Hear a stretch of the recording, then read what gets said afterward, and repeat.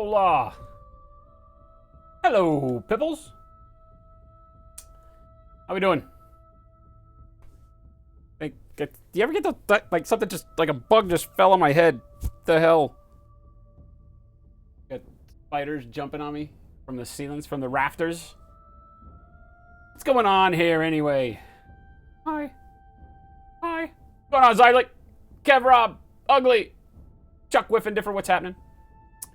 We are going to dive right in and start the painting. El Painterino. Get that thing going. Bingo. Bango bongo. Musica. You weren't here for most of the stream yesterday? Yeah, we've just been beating around on it. I had to dull coat it this afternoon. I haven't had a lot of time to work on it between hand, but we are starting in with some dry brushing just to get some of the rivet detail to start popping. I dull coated it because it was getting a little bit too much of a bright sheen on it just from all of the effects that we did with the chipping fluid and all of that. Also, the dull coat will help seal all of the chipping, right? So that if we don't want to have anything else loosen up on it. So far, I just started dry brushing this side. You guys can kind of see some of the details popping out there. I'm not going very aggressive with it. I don't dry brush very often. Here's a good set. You can see the edge highlights on like the little ladder on the side, the panels on the side skirts, the rivets, things like that. Just enough of a highlight that it gives us a backdrop for the highlight we'll do off of the brush, normal painted style. You can see over on this side how none of that really exists. That haven't done any of it, so we don't have the panel edges as bright. None of these grills or anything like that have got any detailing to them, so we're going to hit all that with a little bit of dry brush to start the day, get that going. We'll play around with some other cool stuff like the rust effect. I don't know if we'll get to the tracks today with the mud and dirt, but we'll do the oil spills and stuff like that. We're just playing with weathering. We got weathering pencils. I might show you guys some of the weathering pencil amazement. These things are absolutely brilliant. And so we'll do some of that. Assassin, what's going on, man? Assassin, your dice box will go out tomorrow. I forgot that it was already built, right? I don't know why I forgot, but I didn't have a box where I felt secure sending it, so it will go out tomorrow. Gabe, you like the Vallejo effects paints? Yeah, man, they are awesome. Absolutely awesome. That's we made sure that we brought that stuff in to the store immediately. If you go over to slowfusegaming.com, you've got a big selection, not all of them. I wanted to kind of phase them in slowly, get people used to them. We'll use them on stream, show people how cool they are, and then they can continue to grow, and eventually we'll have most all of them, I pretty much. You started your Towel Guard kit bash? Say what? Say what? Matchstick, what's going on? Silver Tower models never in. Pixel Cats, what's going on? JDA, what's happening?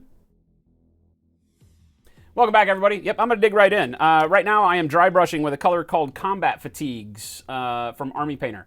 It's a really good kind of blend between almost what we were using with the interior green and the ivory, but it I don't know how to say it. It loses a little bit of the yellow, but not much.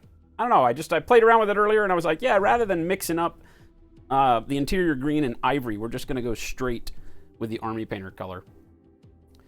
And do a technique that you rarely, if ever, see me do, which is called dry brushing. You might have heard of it. We're using the Army Painter dry brush. Small dry brush. It is a good thing. All right, so I'm just going to load my brush up a little bit. Continue on with catching some of these top edges.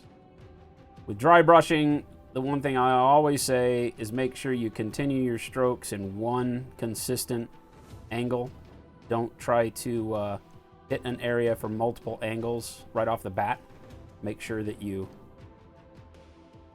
give it the ability to get as much as you can from one, and then kind of judge how you like it. Notice how I'm only hitting the model going top down and then lifting back off. So I'll basically do like that, catch that edge of those rivets. And same thing for across the top here. Just go from your left to your right. Pop that detailing out. You can get a view of it there. But if you go back the other direction, you lose some of what dry brushing is really good for, which is giving you kind of a localized directional highlight. So if you just swipe at it back and forth, back and forth, back and forth, what you're doing is you're just building up a higher level of base coat on there. If you go in one direction, it kind of continues to hold shadows. Like if I just hit these rivets from left to right, then on the right side there'll be a little bit of a shadow, darker coloring, right? So it allows you to play around with light. And so if I'm gonna do these rivets from left to right, or inside to outside, however you want to call that, to brighten them up, then I want to do these left to right too, which is going to take me across the entire face, not switch like this, and not switch like this to do the back ones. You want to continue your stroke, be consistent across all this surface, right? So if I want to do stuff on the top lightly, then I'll just keep the same motion going. That way your shadows tend to fall consistently, and you don't think in terms of dry brushing giving you shadows, but it does. It does. Survivors of the Dark Age militia. How stuff gives them a more Dark Age of technology feel. Oh, okay, cool. Deal. If you don't mind sending it next Friday, because you won't be home at all next week until Thursday or Friday, and you don't trust your neighborhood. Okay, yeah, I can do that. If I remember, I will make sure to push that back. They don't think it, dude. Boss for leader, what's going on? Mini Kai, what's happening? Ray, welcome back. Hello, everybody. Welcome to Thursday. Yeah, so it's not too bright of a color that we're using. You know, whenever I'm doing military drabs, I basically just go up in small transitions and don't worry about, you know, is it going to be a super bright highlight? I'm really just trying to get a little bit of detailing on edges, pick up these rivets. Right? I can get the outside of the cannon barrel here, edge. Again, just by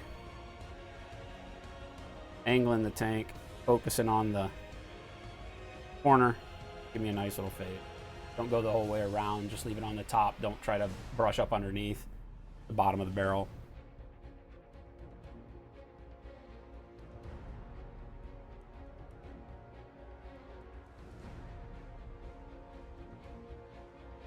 And I pick my direction based on the edges that I'm looking at generally. You know, I've got these horizontal lines on the tank, so I'm just coming top down.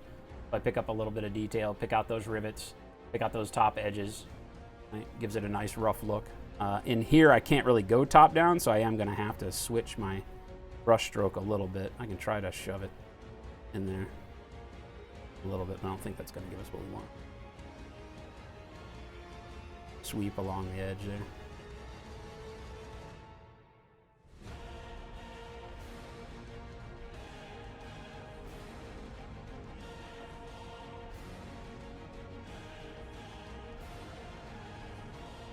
Again, I dull coated this thing today so to knock some of the sheen off of it and give it a little bit of a protective layer as we're going through and banging on it.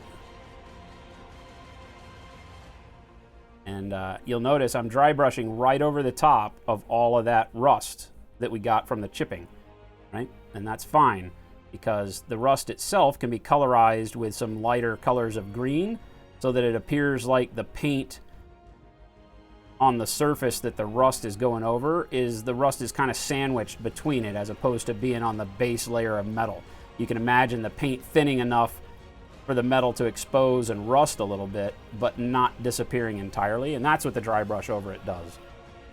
It can stand to give a little bit of a green tint to the rust, not too much. But don't be afraid to go right back over it. Other than, you know, otherwise I'd be sitting here going, okay, well, let's dry brush that little spot and that little spot. Nah, screw that. Just go over the whole.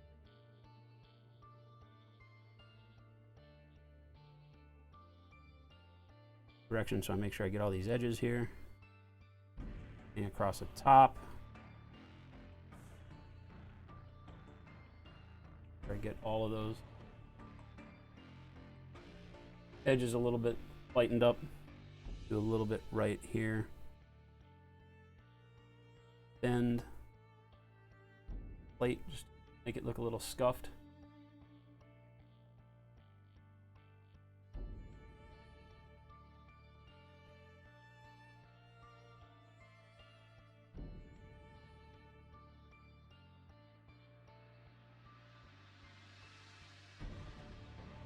power through this real quick, get it to where we're back on and some other stuff.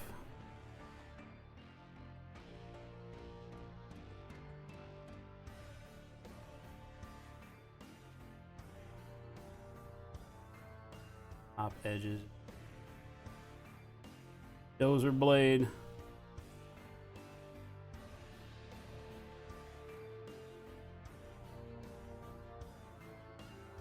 Do that. Keep wanting to put my brush in the water. Not the best idea. Catch the edges of these blades as they come down because they were painted, but they're highly beat to crap now. I'm gonna go on this one side. Back. The other direction, I keep across each blade. On these, I'll probably go in with some metallic, right? Just because you can imagine these edges down low as the dozer blade's gone through whatever the hell it has hit would give you kind of a shiny steel on parts of it as it polishes. Which sounds funny as it's all beat up, but that's what rubbing metal against stuff does, is polish those edges. Pretty good for the front.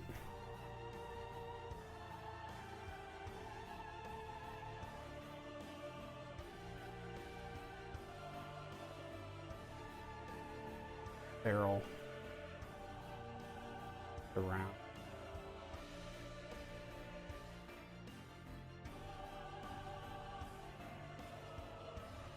I'm not being super hyper aggressive with the dry brush. I don't want it to give me too much of a texture on the paint. I just want it to highlight some of the littler details. So not much paint on the brush at all. You can always use more aggressive dry brush techniques if you wanted it to have, you know, kind of a more dusty, scratched effect. Since we're going to be doing all of that with other types of weathering, I'm not really looking for the dry brush to add a lot of texture to the model. But it definitely can, right? Just use more paint. And then every brush stroke you take is going to leave more on the surface. I'm not a fan of dry brush texture on metals. It can do a job of making scratches look kind of cool, but I would prefer to do that with other techniques. And let the dry brush just pull out some of these edges.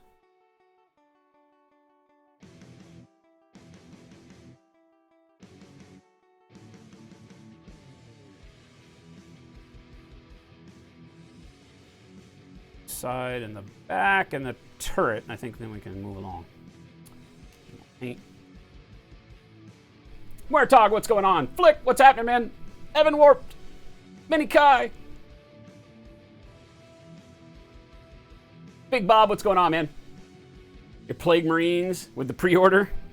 I am really bummed about those models, man. I love the way they look, and I'm bummed that they're like freaking Age of Sigmar, you know, press fits. I don't know what the goal for GW is with that, to make things harder and harder to convert, but kind of a bummer, you know? The way they're on the sprue is a bummer. For being able to subdivide the box up, do giveaways, things like that, but it's the models sure do look good. I ain't gonna complain.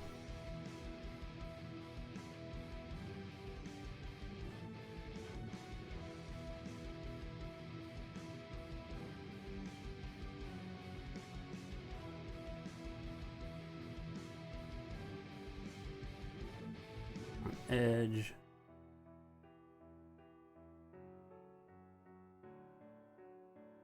Angle a little bit. Get each of these side skirts down low. Again, making sure to keep my angle with the dry brush going the same direction every time. So if you do get any errant brush stroke or texture on there, that you don't wind up having the model look like it's doing 6 different spastic things with the paint.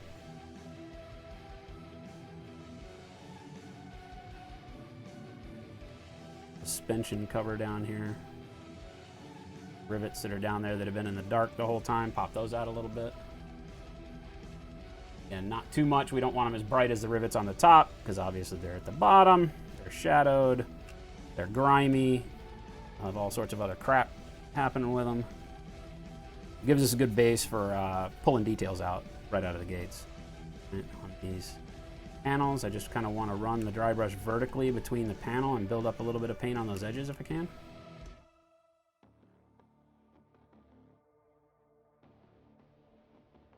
Not much paint, remember. Again, we're not trying to give it a complete edge highlight on there. We just want a little bit of highlight detail coming down the panels.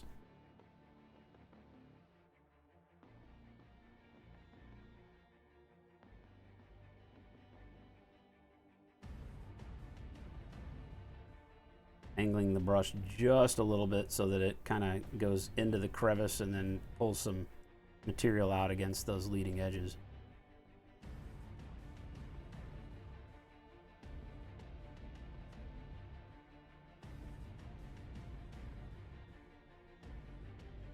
Notice how even though I'm lightening up those areas that go over the rust, it pulls out a lot of that detail. It actually darkens some of those rust spots up the way we want to.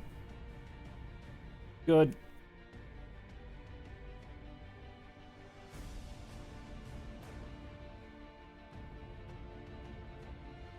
Catching some of these broader surfaces, these big lines that run across. Let's get back edge here lightly. Rivets.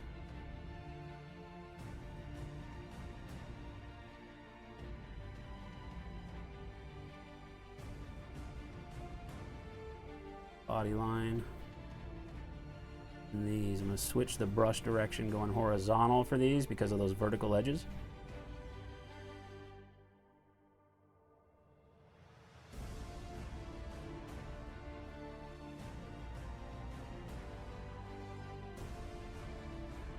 Also give them top down so that I can get some on that lower edge as well. A couple reverse strokes to get that second side. Pull those details out a little bit. Again, not going for aggressive highlights or anything. Can't get up in between here a little.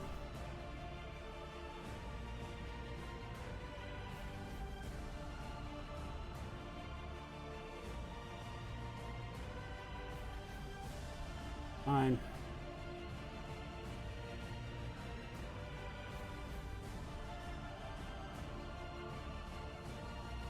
Now,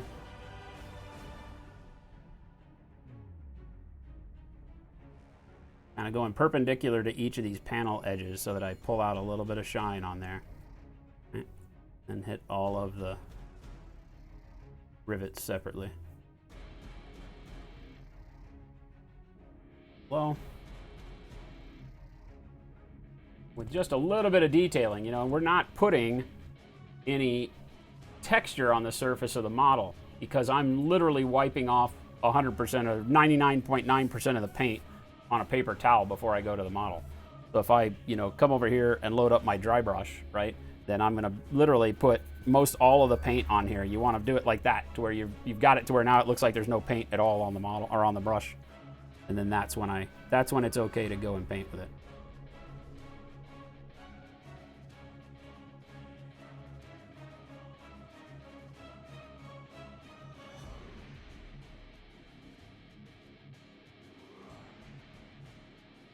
Dry brushing should be a very, very patient task.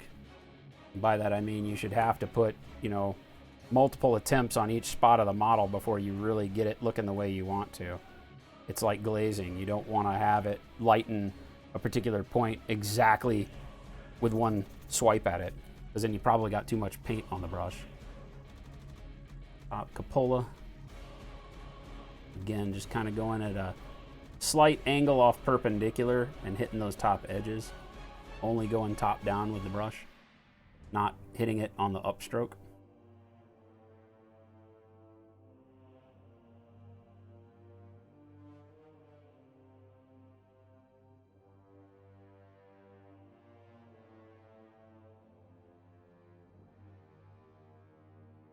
Build up ever so slightly as we run around the perimeter here.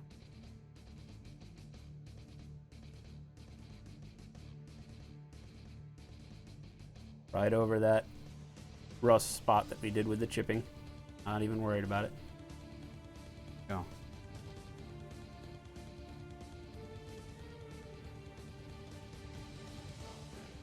Ah!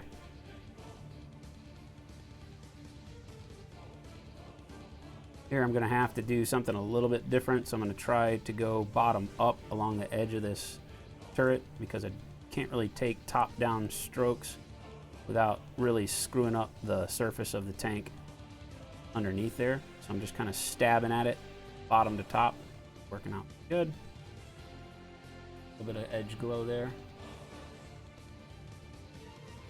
I don't have to even do the whole perimeter.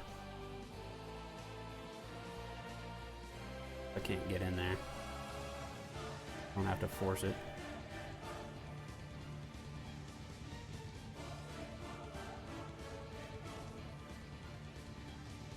Mantlet done.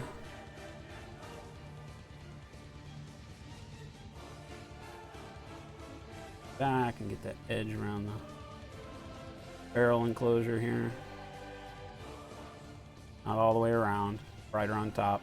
Still play the rules of light, so to speak, right? In front of the barrel.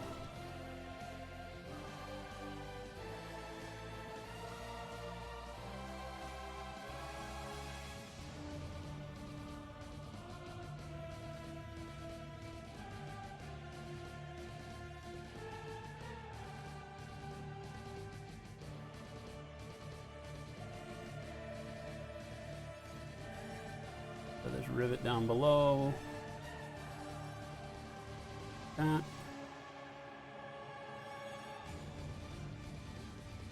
Get a little bit coming off of these spots here. Notice how when I'm dry brushing, I'm now able to pick up just the edge here. You guys can see that. Because of using the chipping solution, notice when I dry brush, I just highlight the edge because that's actually a ridge of paint now, right? Had I just painted that on, I wouldn't be able to do this. But now I can basically just dry brush that edge of paint that we had left like this and get some really, really cool effects because we use the chipping solution and it actually creates a ridge there on our paint. So I'm able to highlight that on the bigger chunks. The small chunks probably aren't going to play that nice, but on the big chunks we can at least go in and do a little bit of that highlighting and streaking.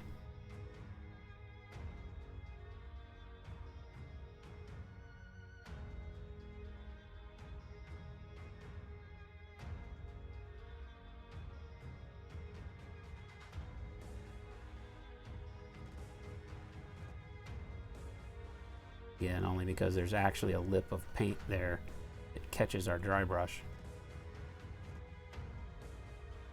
Gives us some cool effects. Be big enough to play with. We'll do them with the weathering pencil.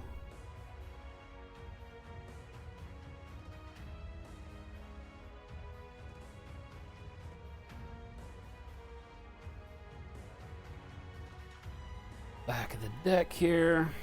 Need a little more paint. Death by Donut, what's going on, man? Grins, what's happening, man? Life been hectic these last few days? Cool, Mini Kai. Yeah, we'll look at him later. Why don't you donate $5 to the cause and maybe it'll make Dart Thrower coming in with a 5 spot. Thank you, my friend. Exclamation point hype in chat. Show some love. How decent a sculptor am I? I may need to know for reasons, Ray. I consider myself to be a fairly decent sculptor. Like with most things, since I don't do it every day, it takes me a while to sculpt all the way through a miniature. But I consider myself to be a fairly decent sculptor. I've sculpted some on stream. We did the, at least the bulk of the work on the Commander Striker pinup pose for War Machine. And then, of course, we're working on the Bomb Snail in the background, but I haven't touched it for months. Afflicted, what's happening, man? It's one of those disciplines that I have done quite a bit of, and yet never really found a stride to focus with sculpting, right? There are a lot of really talented sculptors out there that's the bulk of what they do. For me, it was always something that I was fairly adept at, but never really wanted to invest the time to do it always. So I've never gotten, I don't work at getting tons better or anything.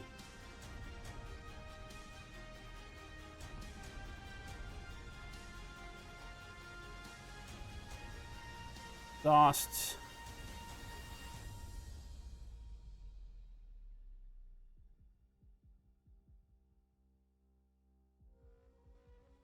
But now you've piqued my interest. Why would you ask such a thing?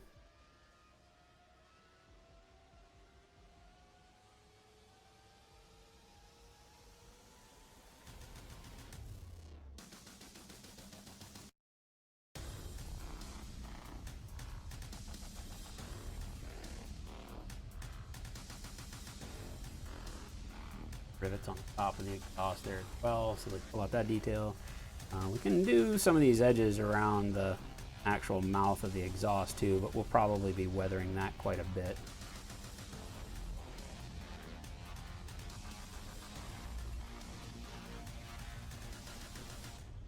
And across the scratches that we create.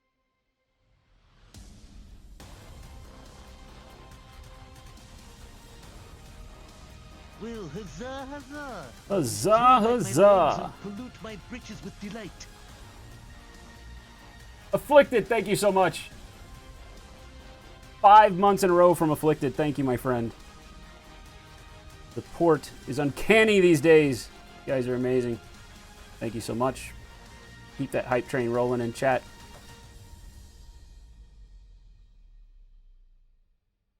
Straight down across this grading to pick up all those horizontal lines. I'm highlighting, then I'll come across and up. Pick out the edges. That deck.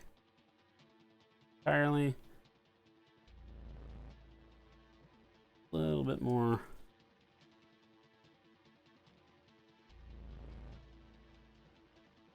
Bottom edge. Catch these toe hooks or toe, whatever the hell these toe rings, I guess we'd call this. Whatever this is. Again, just coming from top down across this cylindrical end here so that I'm not highlighting the bottom, right? I'm just highlighting the top. That way it keeps with our, you know, our standard shading principles. If I were to use the dry brush in two directions now, I'd be catching light paint on this bottom edge too, which may not be what you want to do. You know, I still catch a nice shadow look on that without having to try too hard. It's always cool. Lazy man. Hashtag lazy painter.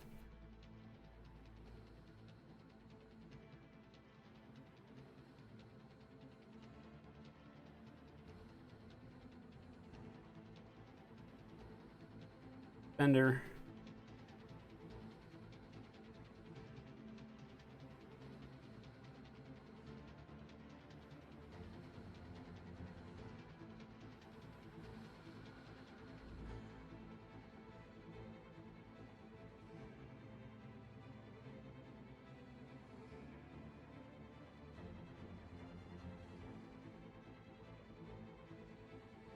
And I'm pretty happy with all that.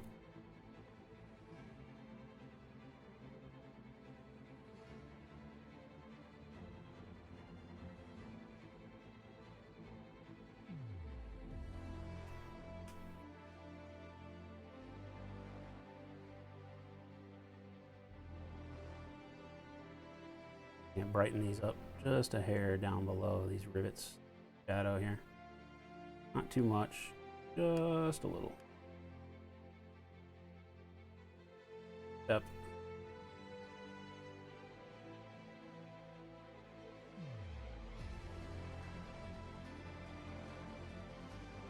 Bingo. That, I feel like, see how it sits. Bingo.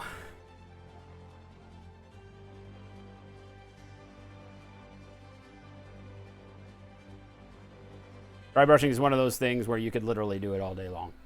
You know, it's one of the few techniques that we employ when painting in scale that gives you, instant gratification, right? If you dry brush a rough surface or rock or, tree bark or, some really fur texture or something that has a lot of transitional depth to it in the sculpt on the model, you get instant gratification, right? Because that texture all pops right off the model. If you're doing like steel grating and you paint it black and then you dry brush it with a metallic, then all of a sudden it all pops right then. And so because of that instant gratification, your brain gets very happy. Holy hell, every brush stroke I'm doing makes it look better. And you just continue to do it. But you got to stop. You got to put the brakes on, man. You can't just keep dry brushing stuff.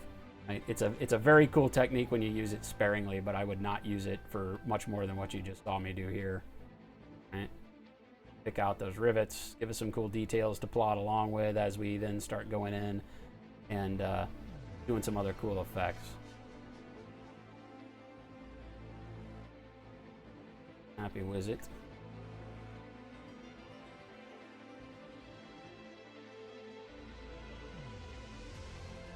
You have to upgrade 200 PCs in your office? Holy hell, Grins. Better you than me. JP calls me his rage gaming friend. I am a competitive gamer, JP. If I didn't tell you that. I don't do casual PvP games. If you want to play games for fun, you can't play PvP games. That's my take on it. I play PvP games to go wreck face. And if I can't get good at a game, it really frustrates me. I went last night and I started after playing that Battlegrounds game and getting so frustrated with the RNG in it. I went and played the Ghost in the Shell first-person shooter. It's kind of like a Counter-Strike kind of game, like CS:GO, but it uses the Ghost in the Shell storyline behind it and all sorts of cool abilities. And I played that for a while just to make sure I wasn't stupid and hadn't lost my first-person shooter abilities. And I played very well in that, but I don't know, man. That Battlegrounds one, the gun handling on it is god-awful, and the RNG for what guns even find is horrible. Yeah, I get a little bent out of shape. Ray, looking at the Reverend Custodier, noticed with some work on the legs and helmet, it would be a bitchin' Talazor Vas Nima from Mass Effect. I have no idea what that language even means. Who is Talazor? I don't know who Talazor is. I've never played the Mass Effect games. I think I tried to play like Mass Effect 1, but I never had a Xbox. I think it's a horrible platform, so I never had it. And when they put them on, I think they're on PC now, and I just haven't ever paid attention. Raymond, what's going on? Welcome back. You just realized I'm left-handed, Poodman? Yes. Fellow Southpaw, welcome. Nobody loves us. Nobody loves us.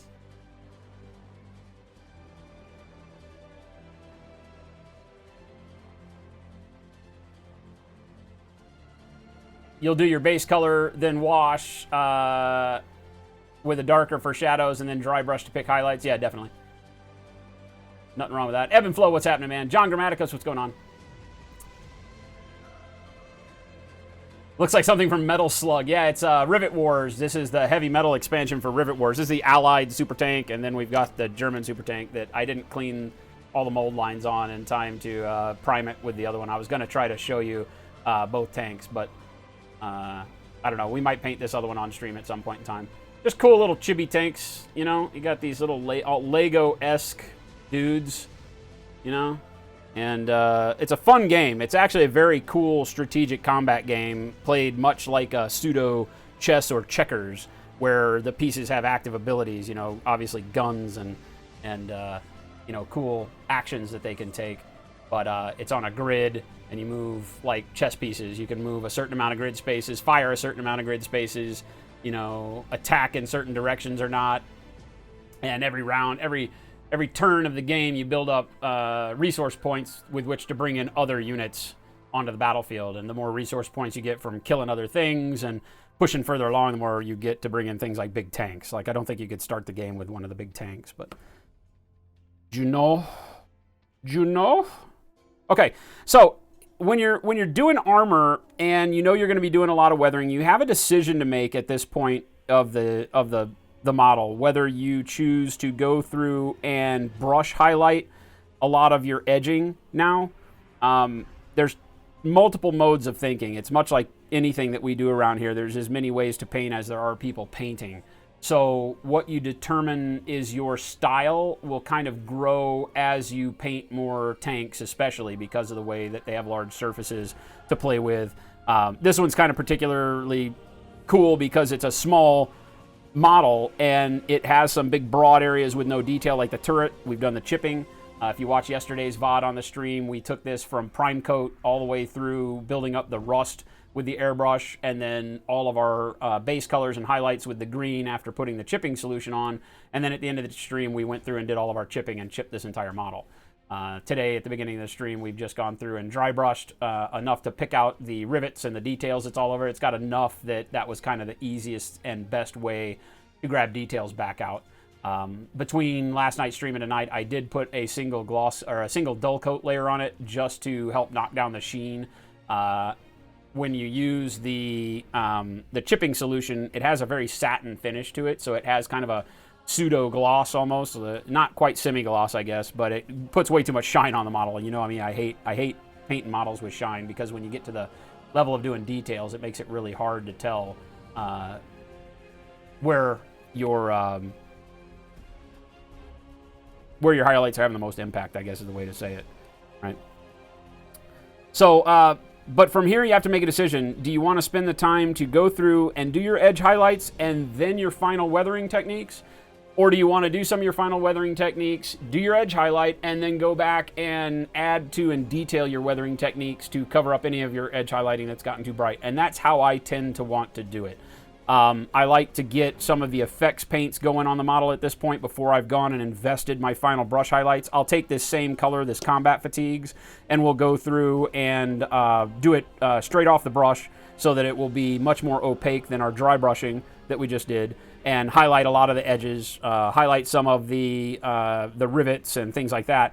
But if you spend that time to do the whole model and then you go back and weather it, you're going to knock a lot of those highlights down, which isn't a bad thing, right? You know, if I were to go through and put like a brown wash over an edge for an oil stain, it's going to knock the highlight down and give it a really cool transition effect. But I feel like what I'd rather do is see those effects on the model so that my brain wraps around where the dark spots are, where my oil stains have the most effect, where the rust really starts to pop, so that then when I'm going through and doing my edging, I have a much better feel for how I want to brighten the model up, as opposed to just kind of highlighting it in a general fashion and then weathering those highlights down. Weather first, and then bring your highlights back up so that you can focus those highlights where the tank really wants them after your dark, rust spots and streaks and things like that have been done. But again, like I said, it's nothing that I can say works 100% either way. There's times where I will do it one way, and there's times where I'll do it another way. Today, what we're going to do, just so we can show off more of the effects paints and stuff, is we're going to start by doing some of the effects. The weathering pencils that I want to show you. We've got, I think, 6 or 7 of the weathering pencils out here. So I've got these oil weathering pencils we're going to show you. And then some of the effects, which I need to grab probably. I don't know what I've got over effects. Got petrol spills ready to go. There's industrial mud here, which I'm going to use probably on the tracks. I don't know if we'll get to that today. And that may be all I got right. Ready to go. Yep. All right. Hang, please. Hold, please. Got to put the mic down and go grab the other stuff. Be right back.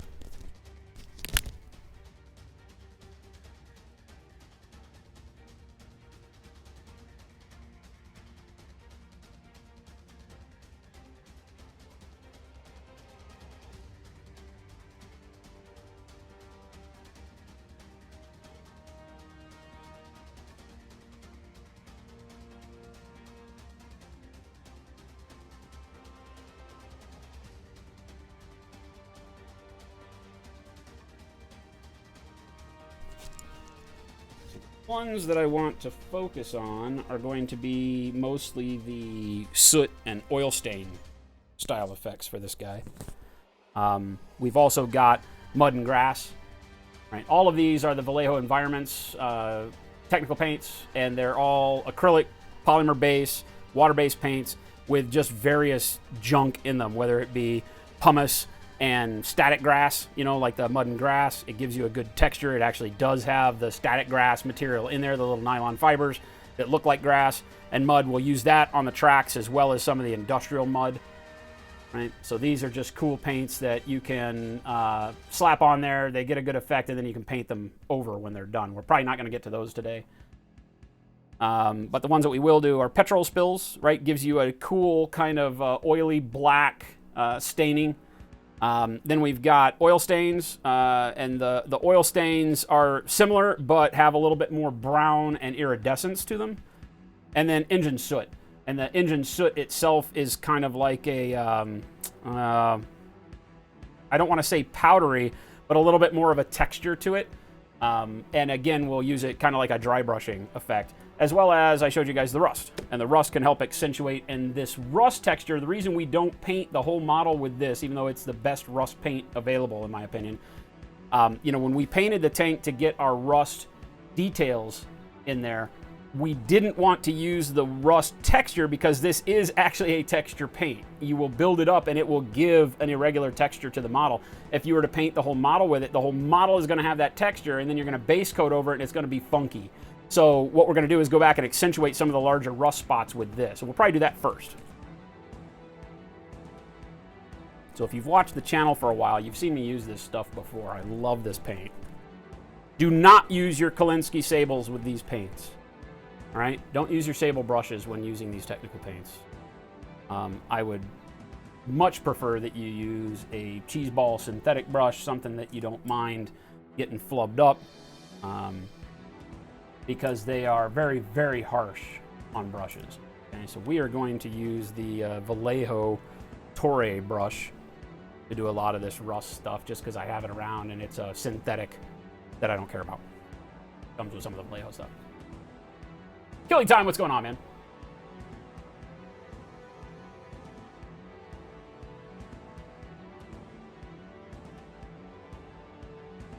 Ray, what am I looking at here? Was that what that is? Is that the Mass Effect girl? El Cheapo Synths. Yep, dollar store bet. Yep, Gabe makes it the right way. Is that anytime you're doing technical paints, I would preserve your good brushes. Don't, you know, just don't expect that you're going to use your fantastic brushes and have them work well afterwards. Right, now I'm going to go in and just kind of stipple in some of this texture up in some of our rust areas that we've already got defined.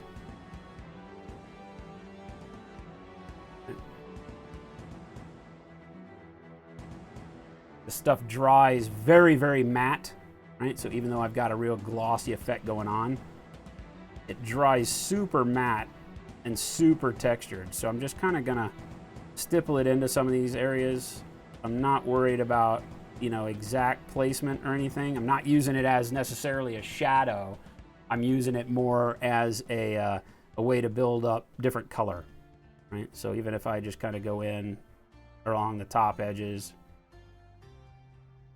build up some in some of these bottom spots.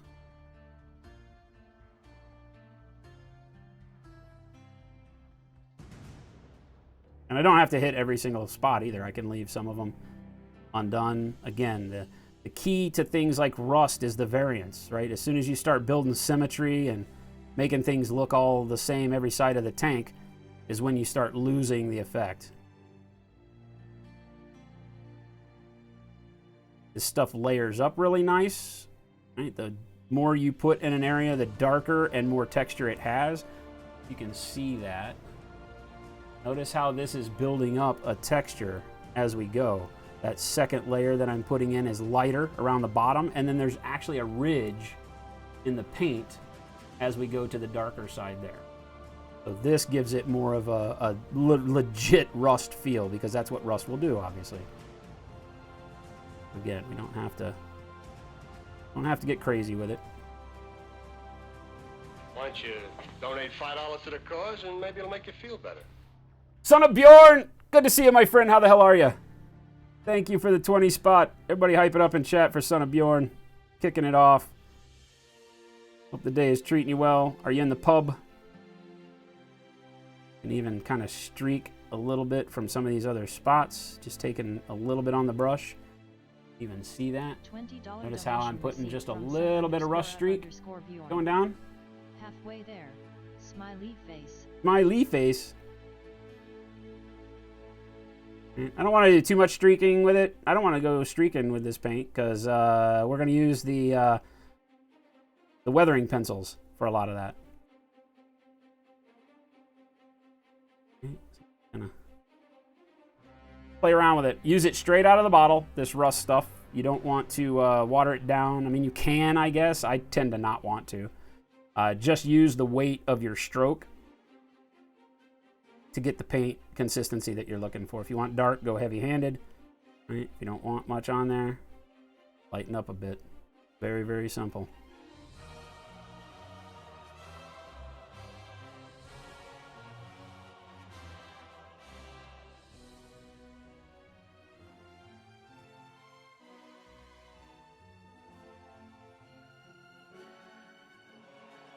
Break it down. Give it some texture of its own in there.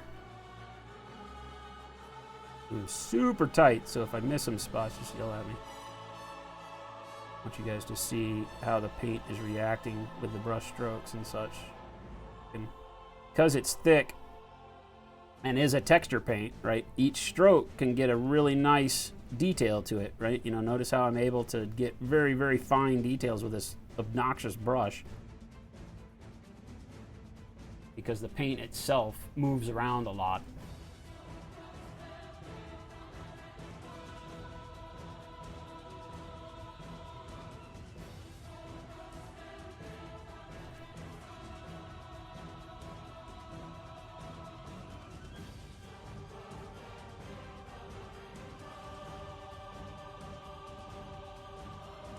And just kind of randomly toss it in there. Blot it with your finger. Whatever you have to do. Back out some. Buy some. Use you guys as I go through this.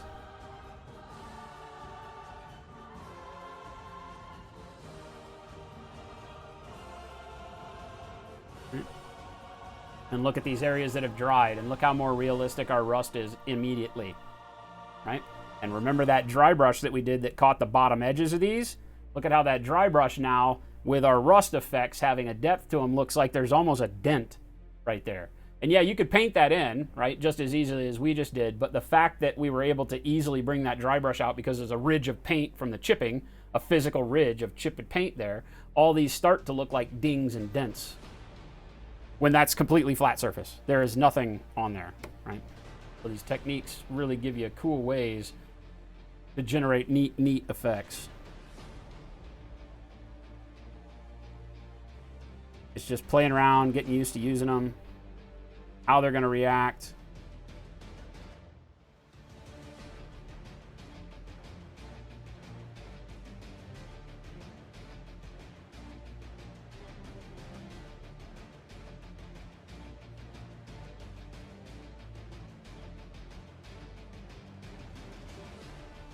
Got less and less paint on the brush right now, so I'm going to be more aggressive and just kind of blot it around.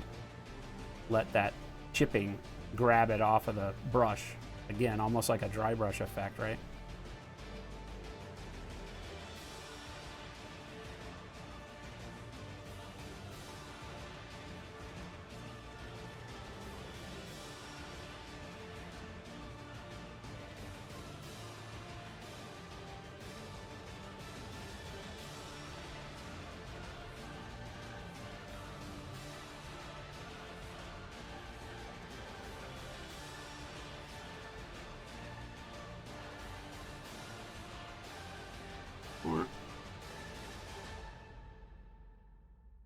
Back to being darker.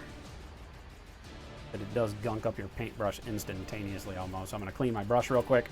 Again, it's a texture paint. So much like doing a basing paint from GW or something, you know, you got to be careful because it will build up, which is, again, why we don't use our Winsor Newtons, why we don't use our good Kalinskis when we do these texture paints, because they will screw your brush up quicker than you can imagine.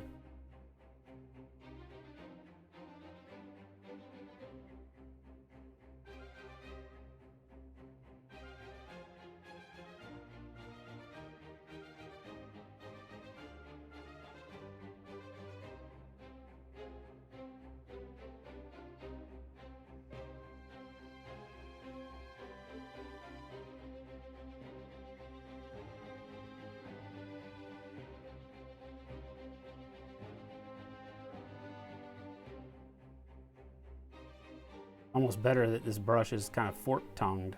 Right? Allows me to kind of get these really nasty shapes on there. Hairs of the brush are all screwed up.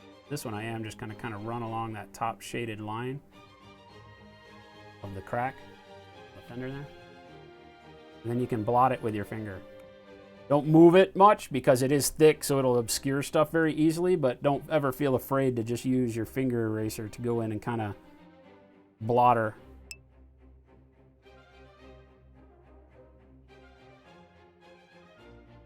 So, right? Just to kind of blur the edges.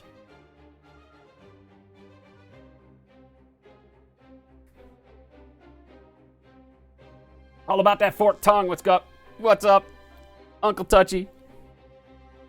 The supplier of the best fruit on the planet. I mean that in a loving sense. He gave us gave me, I guess, it's my birthday, or was my birthday, sent an edible arrangement. Best freaking fruit. It had like chocolate covered everything. Like chocolate caramel apple slices in it. It's a ridiculous thing. It's so much of it, I'm worried it's all going to go bad. So we're trying to get nuts on our fruit eating.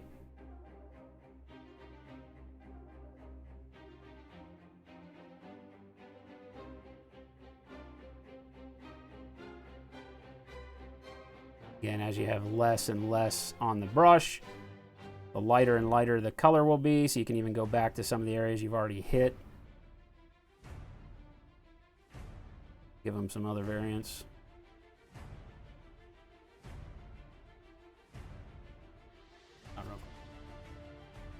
Romans, what's happening, man? Good to see you.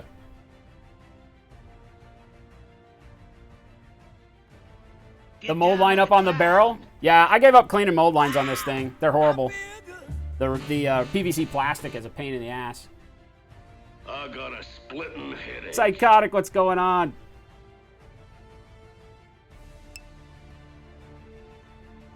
The more I tried to clean the mold lines, the worse they got. It started marring the plastic every time you'd try to move the lines around. So when I got to that one, I just kind of scraped it down with my thumb. Technically, turrets have big weld lines right there, so I figured it was not that bad. Hashtag realism.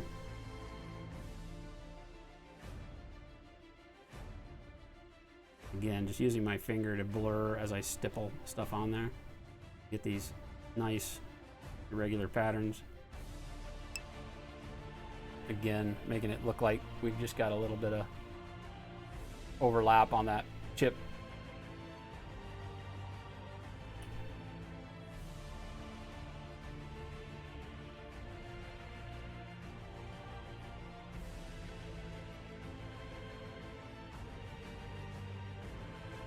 Need a whole lot on these, I don't think, because I'm going to be doing a lot more polished silver since this area is going to be what rams up against crap all the time. It won't really be rusty unless it hadn't been used.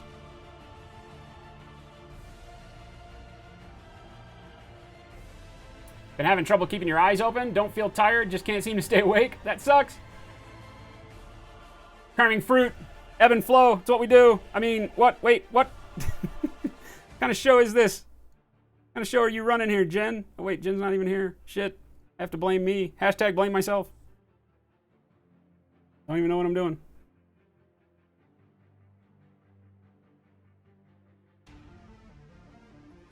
Notice I'm using these like short stabbing strokes.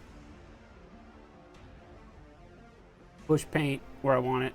Just gives it a nice irregular shape rather than going in with a normal brush stroke, right? If you do technical paints with a normal brush stroke, they tend to look too fluid. That's kind of not what you're looking for, unless you're doing like the gasoline spill stuff that we're going to be doing. That stuff sometimes needs you to take more of a deliberate line. If you're doing like a spill, or a rust streak or something like that. Right now we're just detailing in the areas of rust to give them a little bit more color variance. even though you spend time at the beginning putting the rust on as a base coat, and then the chipping solution and everything, it's always good to be ready to come back in and alter that color. Like, we've got good transition on some of the rust spots. Some of them go from dark to light because of the fade we put. We put a real random blotchy kind of fade on them. And it works, right? But in some cases, you're gonna, because you're not specific about where you're gonna be removing paint and such, you might find that you take off an entire area of rust, like in the case of right here, where this whole little dot is all light colored rust. And so being able to come back in with something like this rust effect not only adds a different color, but it gives you a little bit of texture to it because of the technical nature of the paint. But it does double time work, which I love.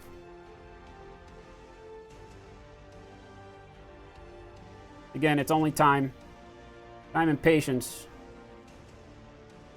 The weathering part of painting vehicles especially will give you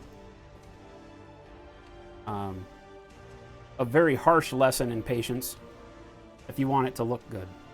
Sure, you can do some stuff very quickly that looks pretty good, but in the long haul, the more time you spend, the more happy you'll be.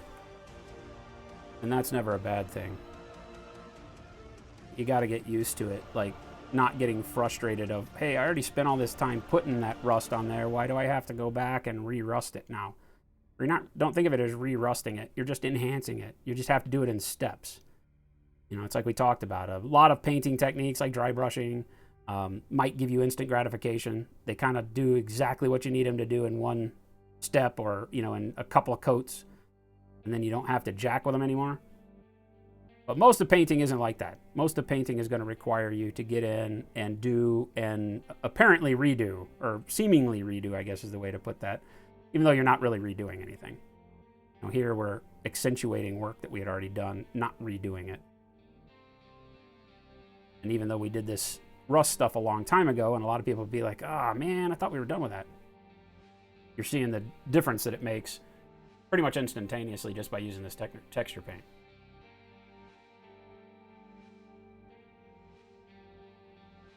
Back into this thing. Done with our rust paint for now.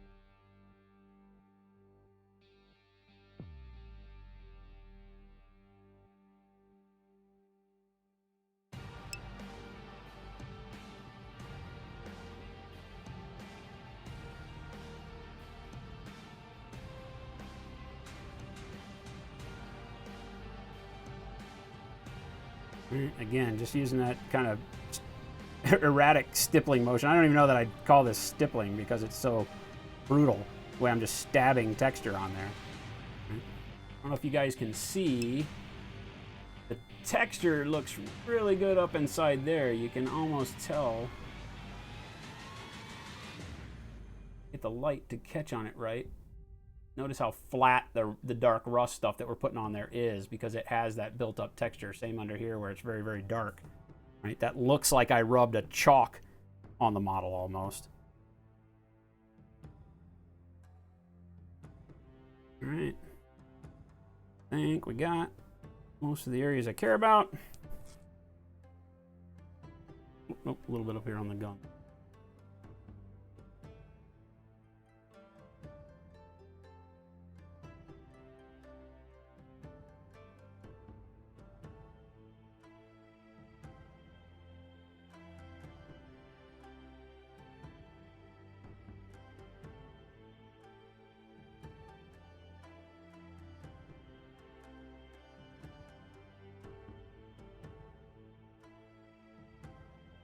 Better.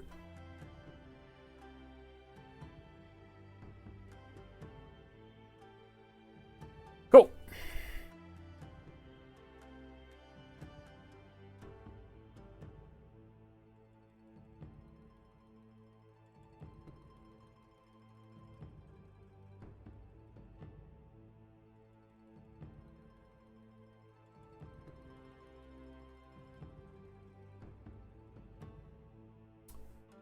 Ravenous, what's going on, man? Deathar totally forgot to turn on Twitch. You bastards. Good to see you guys. There you go, what's happening?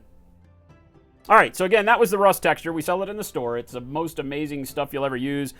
And it should last you a lifetime because it literally doesn't take a lot to get this kind of work done. I mean, if you were painting something huge like a Nurgle Night Titan or something, you know, and you needed a tremendous amount of this stuff, then of course it's going to go away quicker. And it is thick, but because you don't need a lot to create those textures, you know, I mean, we barely used any paint at all, and we get a really, really cool effect. Much like we would have if we'd have just gone in with like a wet, you know, paint and done shading on all of these scratches. But because it also gives you that texture, it does double duty. Right? I really like that. Yowza. Strike! Thank you so much for the bits. Thanks for the bits.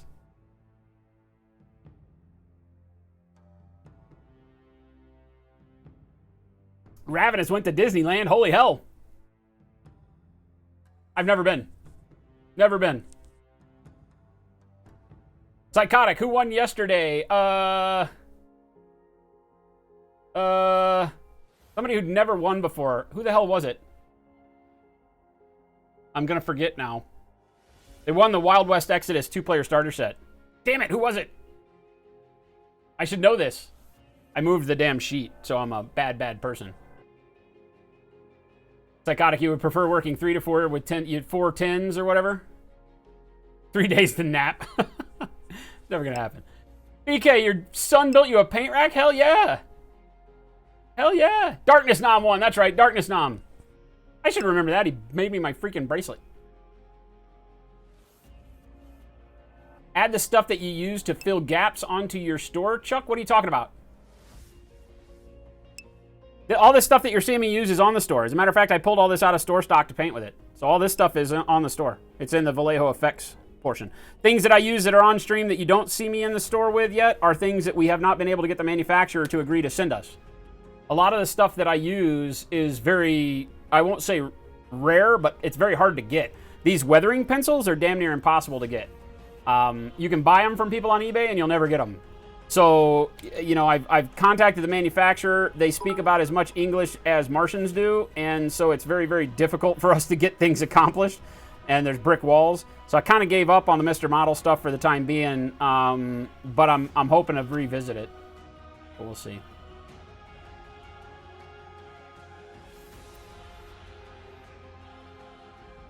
A vase? What are you talking about? A vase? Say, huh? Hey, Marika, what's going on?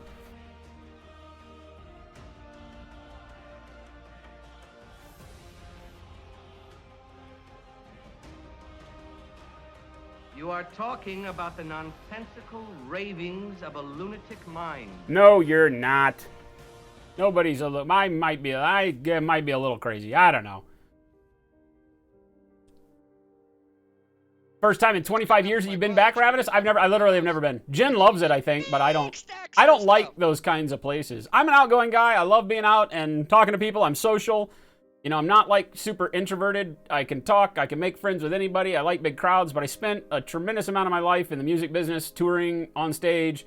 I got really sick of being mobbed by people. Not that we were super famous, but you just have a lot of people around you all the time, and you get to the point where you just overload and you're like, I gotta go away. That's why like at conventions, sometimes I just disappear and like go wander around by myself. So Disney World and Disneyland make me feel like I'd just be in this sea of people all day long and I'd go freaking bananas.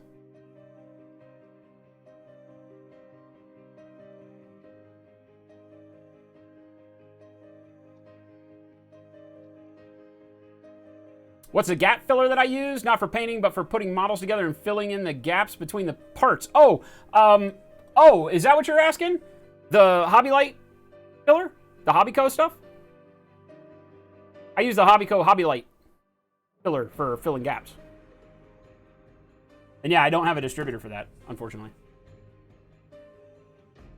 But trust me, in the background, I'm working on those things. It's just tough. It's tough to find distributors for the stuff that I use all the time because I use weird art supplies. Like the Hobbyco stuff is not really meant for what we do, but it works really well. It's a thing that you get from like railroad, model trains for filling in terrain, the foam terrain that they make. That's what it's for. It's like a very lightweight wall spackle. And I can't find a distributor that carries it that I can buy wholesale from for the store. I probably have to go direct to them, and I just haven't tried that yet. Or maybe I did. See, I send a lot of emails out direct to manufacturers asking how to get a hold of their products because I can't find a distributor, and a lot of them don't get back to you. So.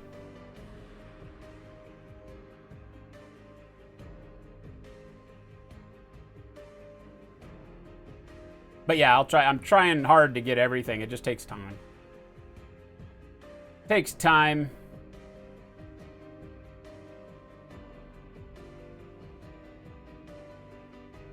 All right. So next, we want to try and do some of the... Let's do some of the oil stain and petrol spill stuff. So we're using now the same stuff. It's the Vallejo. They have the environments, which is more of the rust, the earth, the things like that. This is all part of the same stuff. It's just all the engine effects. Oil stains, diesel stains, petrol spills, engine soot, all that kind of stuff. So, and actually, what we probably ought to do is do brown engine soot first. You got to kind of plan your effects. Soot is going to lay...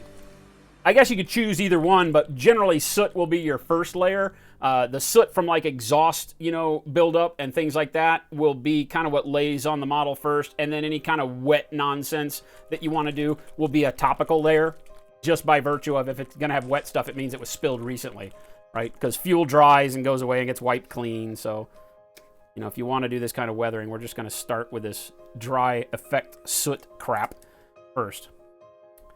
We're just going to go in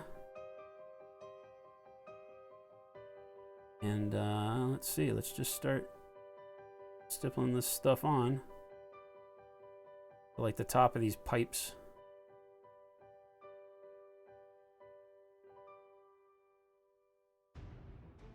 Again, anytime I'm doing effects like this, I use my finger or a swab. You can use a cotton swab if you want. Kind of make sure that it doesn't look like you're just painting. Make sense? You might have to hit it a bunch of times in the same area like we're doing here. This stuff is pretty thick, so every time I hit it with my finger, I take off quite a bit. But I want to avoid having it look like we just painted stuff on there.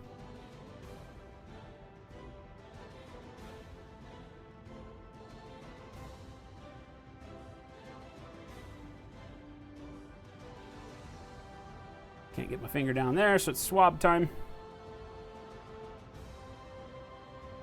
Stuff dries instantaneously. I like it. Dries to a nice chalky finish. We're just using it to lay on top of these hoses between the exhaust. Real quick.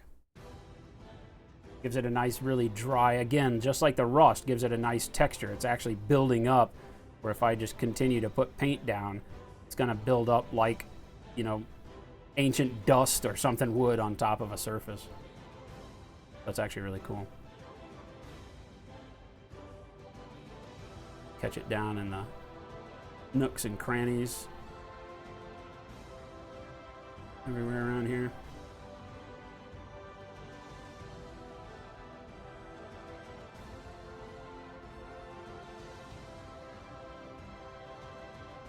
And as I get less and less on my brush,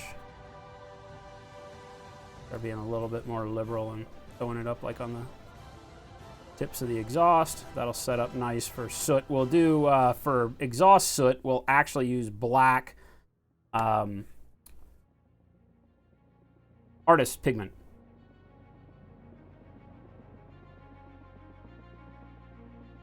Right, so we use the pastels, the chalk pastels for all of the soot. You can't get much more natural chalky texture than from chalk. Who thunk? Who'da thunk? This is a nice color. Digging the way that builds up. I haven't used the brown engine soot before right now. I'm just kind of playing, but I like that. It gives it a really nice dulled effect on those tips that when we go in with the black just at the edges will give us a really kind of cool burnt smoke look to it. I'm a fan. I don't know how much of this we really need to use everywhere, but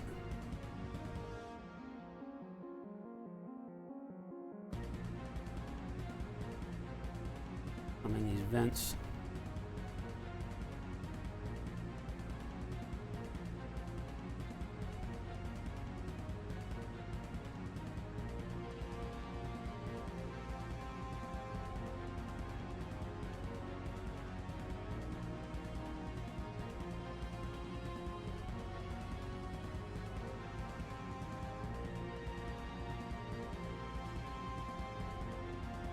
I'm finding that this much better if I use it very, very, very, very thin. And by thin, I don't mean thin down.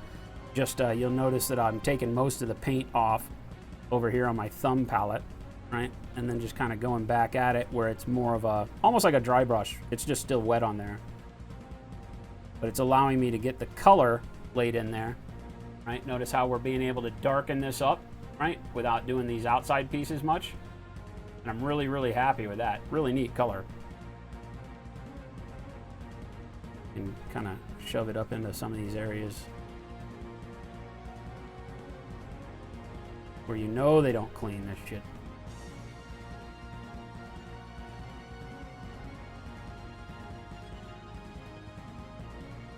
Acts as a really cool shadow almost, right?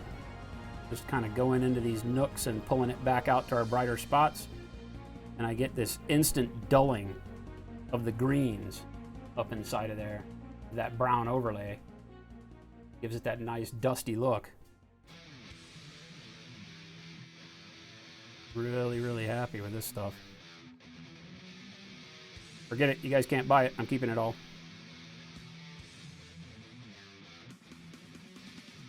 Again, I'm shoving it down in the shadowed areas. Kind of working it around.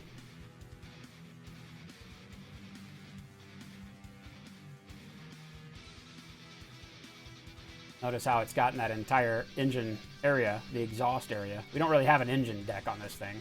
Like normally a tank would have a surface on it that had an exhaust vent or an intake vent and all of that. We don't really have that here. We're going to assume that's what this vent is right here. But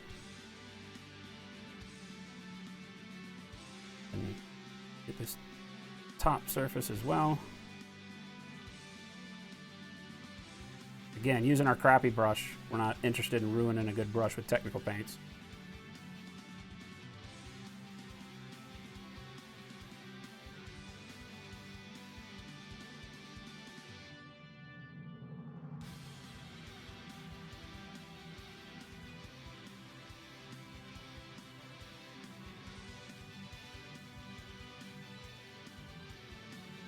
And I basically just noticed that as I was using it initially, it's a little thick to just go straight off the brush, but I'm always afraid of taking these technical paints and using thinner with them. Not that you can't, right? It's just that as I'm learning a material, I tend to want to thin it by just having less on the brush. Back and grab these undersides here, much like a reverse dry brush. Darken that up a little bit more. And that's looking really, really good. I'm really, really happy with this stuff. Just as a light shade, if nothing else, right? And go kind of heavy on these top areas where I really want it to be accentuated. But everywhere else, it's just a really good shader. Very, very happy with that. Again, you can see how pulling it out of the corner here and around this cylinder gives a nice shadow. Doesn't cover up. We're not running it super opaque, so it's not covering up any of the stuff that we've already done with all of our rust. Basically just darkening things up without going to a full opaque layer. Very, very cool. I like that a lot. All right, that's probably about the only place we need that is on the engine area. Another good product. Thumbs way high up. I'll have to find out some other uses that I can do, because I can imagine this color being for all sorts of stuff, not just soot. You know, this one's brown engine soot. I feel like this one has a more generic use. The rust texture, I mean, you could use this for texturing other things, but because it gives you such a spectacular rust color as you layer it, I think it's kind of a one-man band. It's the best rust effect out there on the market. The others I feel like you could do for all sorts of things. Now let's move over to oil stains.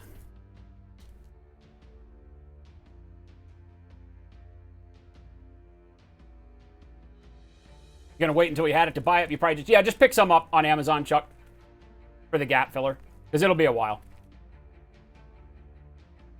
Drying because of the heat. It is hot as balls here, by the way.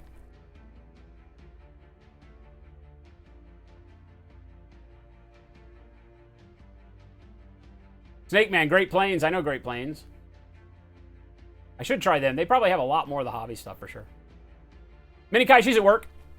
Remember that through our summer hours here, because we start earlier on Pacific time, we don't get as much gen time, unfortunately. Once fall comes around and we start later, because in the fall, we actually start at 3 o'clock.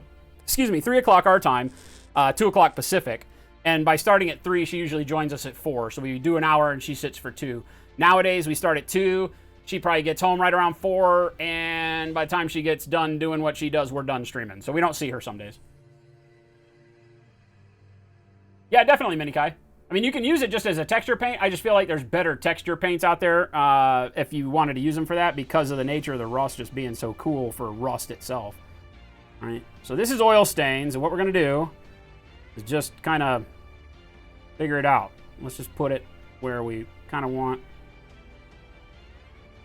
some pooled effect.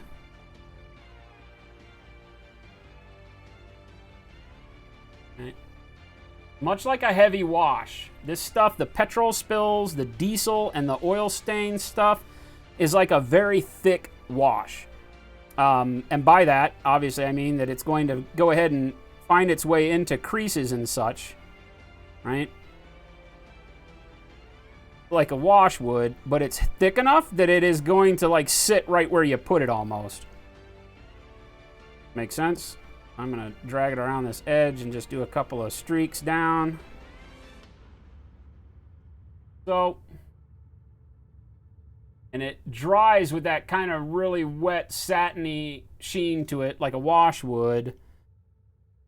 And we might find that we want to add more after we go in and detail out all of our stuff, and then, you know, dull coat again. Right, we might have to go accentuate this stuff because we haven't seen how it reacts to a dull coat. Right, but if you guys can see that, it gives a real gritty kind of a flavor to it. If you can see in there well enough, you can just zoom in. Light is kind of saturating it. See how close we can get before we lose focal. There we go. All right, so notice how it sits exactly where you put it. Right? Notice how it retains those edges, those spilled pool edges, whereas a wash will tend to pull itself even, right? If you were to take like Nuln oil and put it on a model like this, unless you did it in small, you know, stippling effects and let them dry as you set it up, the Nuln oil as it pulls together will even the edges of itself out. This is more, I want to say, syrupy. Does that make sense? It's not, right? Because if you look at it, right, it's actually not super, super thick like a syrup. But when it hits the model, it holds its form, okay? So I really, really dig it because of that. All of these liquid effects do really well because I can throw them on there and it looks like spilled goop, right? It has a very thickness. The pigment that's in it is not necessarily like held in the solution evenly. So you'll notice how we get like threads of it. See, there's little threads of pigment that are in there. See how it's deeper here like oil would be, and then it thins out to the outside for no apparent reason. I didn't shove it up in there any thicker, right? It just has a random pooling nature to the pigment in the solution. So it's almost like when you put, oil and vinegar together, right? And it sits in there all blotchy and you don't really mix up. So it's kind of like that, like an oil and water kind of a thing going on, but it all dries in the solution evenly. So it gives you a super cool effect. that again, you know, you might tend to want to overuse.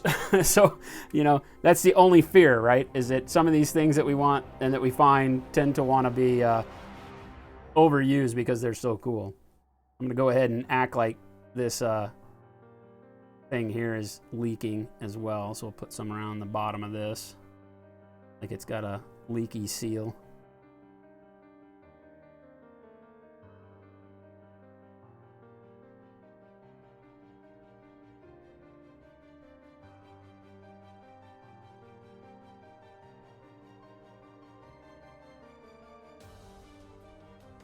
Stay focused like that. See how that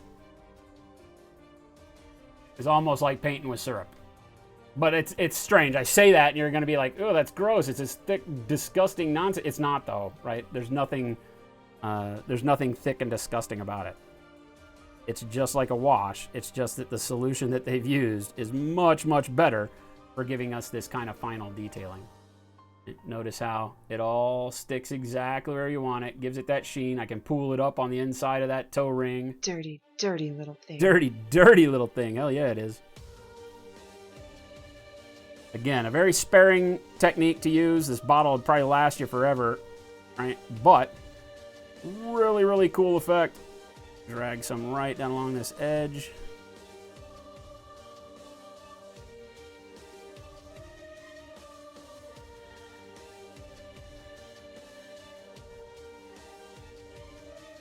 Again, a little bit of texture in it, a lot of detail in it. Looks like spilled oil. The way it pools. Really a fan of this stuff. Not going to use a whole lot though. You know, we'll have some around this area on the back. Blah, blah, blah, blah, blah. I don't know that it makes a whole lot. We could probably do some like right around this edge too and do some cool drip effects with it. As if these guys haven't changed the damn seals on whatever these things are. Again, I'm just going to get this edge, assuming that's where the gasket for this is. Just pick an arc, however far you want to go along. And don't think I didn't hear that. There's no website that shows monkeys doing it. You guys are all liars. I've checked. I would know. And we just kind of bring a drip down. We can fill that rust area and then drip out of that rust area again. My nose, and you can get big stacks of the stuff. And we can come in and fill the top of this as the drip would come down and then pool right at this edge. That. And then right where it saturates it can come down here through all this rust and again give us another little drip that comes down on this. And again, the forked tongue on my brush is awesome because it's putting it in multiple drip locations there. Kind of run a really crazy little streak coming down here.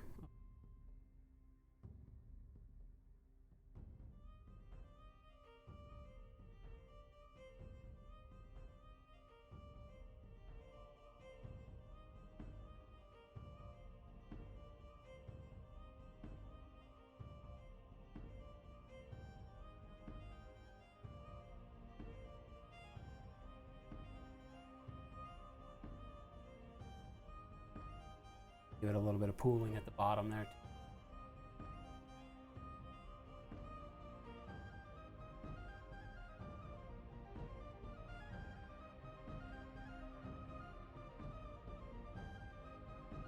And you can continue that going for as long as you want. Obviously, the more pooling you put, the longer this thing has been building up and draining down and all of that. So you can continue to bring it down the side here, and I can have it drip right down the middle of these panels. So I've got an entire drip that starts at a leaky gasket here, goes down, goes along this edge, then leaks down the side here, pools up there for a little bit until it saturates that and flows over and then finds its way down this edge. Bingo. Again, a little bit goes a long way as far as telling a story. You don't have to do crazy stuff. You do kind of have to pay attention to how liquid would flow just to give it a little bit of realism. That's pretty good. We'd have another little streak come down the side in a couple of places. Back there.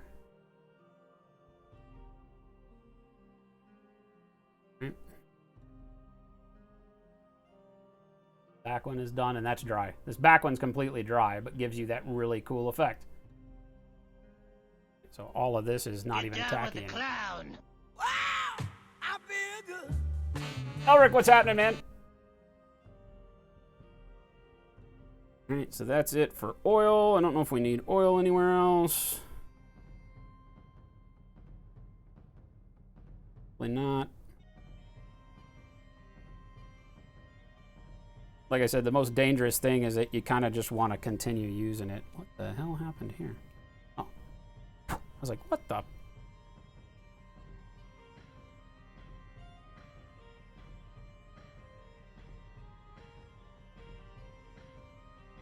So again, this was oil stains. Also available up on the store. I think these are all like $6 a pop or something like that. And then last but not least, we have petrol spills. And this is more like a very thin solution. Obviously, gas, liquid, and a different color base as well. Thinner than the last with the oil. So this one you can use kind of like you would a Nuln oil. You can use it to kind of go through and get some, you know, kind of wet, greasy feel around nuts, where the oil of wrenches and stuff is hit with rain and whatever else. Big Bob, thank you so much.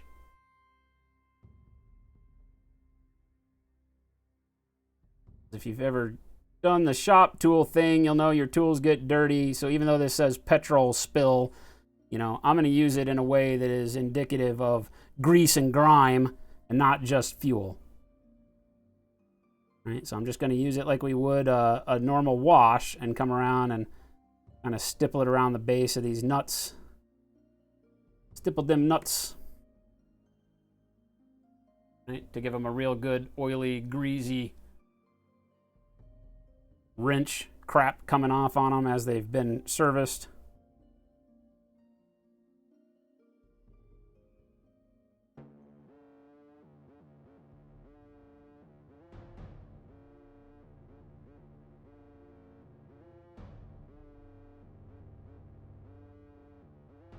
Again, the reason that I will use this as opposed to, say, just a straight Nuln is because this stuff will dry with that same liquid sheen to it, as opposed to, which I guess the Nuln gloss will do. I don't like the Nuln gloss and the Agrax gloss and all that.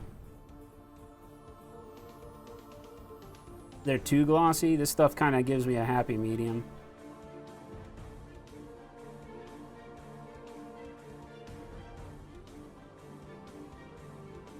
Again, not quite as dark of a wash that as we're used to, which is fine, right? What we're really trying to do is just kind of give it that greasy look. We could do the rivets. I feel like that's probably okay, but there's so many rivets on here, I don't think we're going to do that. too many rivets. We're going to stick to nuts and things like here.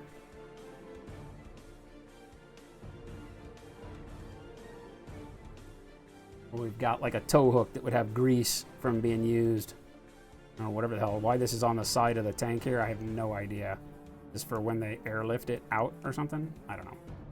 I'm asking stupid questions. This tank is driven by Lego people. The hell?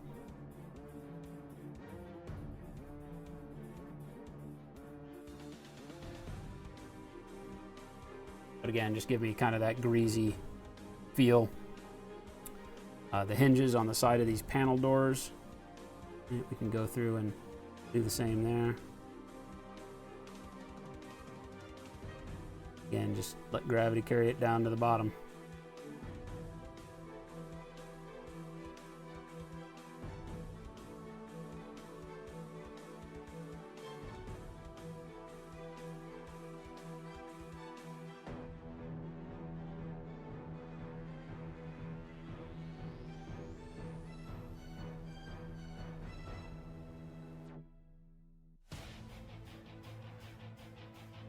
Add this in over here with the oil that was already staining that side. I think that's probably pretty good. I feel like when you're doing it right, you're not using a shit ton of any of the individual types of weathering products. You know, you don't want overkill. And go in on like the top of this piece here.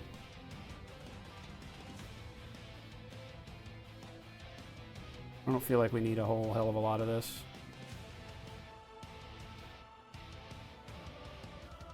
Pretty good. All right, so that's it. You can see how these effects paints work. They do kind of double duty for what we're used to in the world of miniatures as far as washes and glazes and things that we use. These are just better in all ways because of the solution that they're set in. The fact that they use more of a that oil and vinegar approach, so you get pigment floating in the solution differently. So as it dries, it gives you really splotchy kind of marbling effects that the natural liquid would do. You know, like we said with the oil staining, you know, we get nice dark blotches. See, look.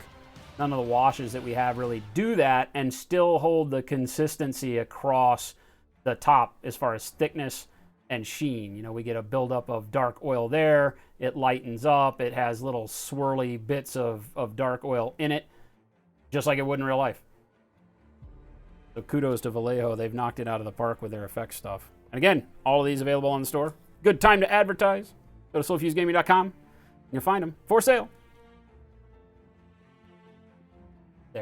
That's the end of my snake oil salesman stuff. All right. Now I want to try some of the pencils. Weathering pencils. We've got quite a few. We've got a series of grays, which are good for scratches, light, dull scratches in paint surfaces, even no matter what the color of the tank. Obviously, a lot of people might think, well, I don't have a lot of things that are painted gray and white. You don't have to care. Using the dark mid and light white will give you the ability to do scuffing. Once I show you how all this is done, we'll do that last. If we do it at all, we might not do any scuffing on it. But the rusts are really what we're here for. So we've got a dark, a medium, and a yellow rust kind of color. And you want to kind of build them up the same way we would if we were painting rust. You want to start with a shadow, right? And these are just oil pastel style pencils, okay? And you can basically sharpen them with a pencil sharpener.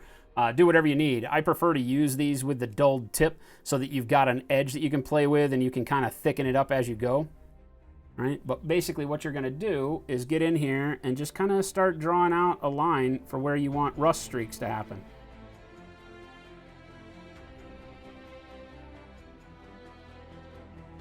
Right? And because it's not a paint, you don't have to worry about it drying or setting up on the model all funky. If I can get in here closer to you. The only thing you're going to have to worry about is making sure that as you draw them, you keep your lines as straight as the surface of the model is, right? You don't want to do all crazy curveball crap. Right. Obviously, rust streaks kind of will come from low points on surfaces. You can go as nuts as you want to go. We're kind of overdoing this guy for what I would normally do for weathering, just to show all these techniques. Also because it's a cartoony tank, and I feel like that's absolutely awesome that we're doing this chibi tank as a complete hyper-realistic kind of weathering job.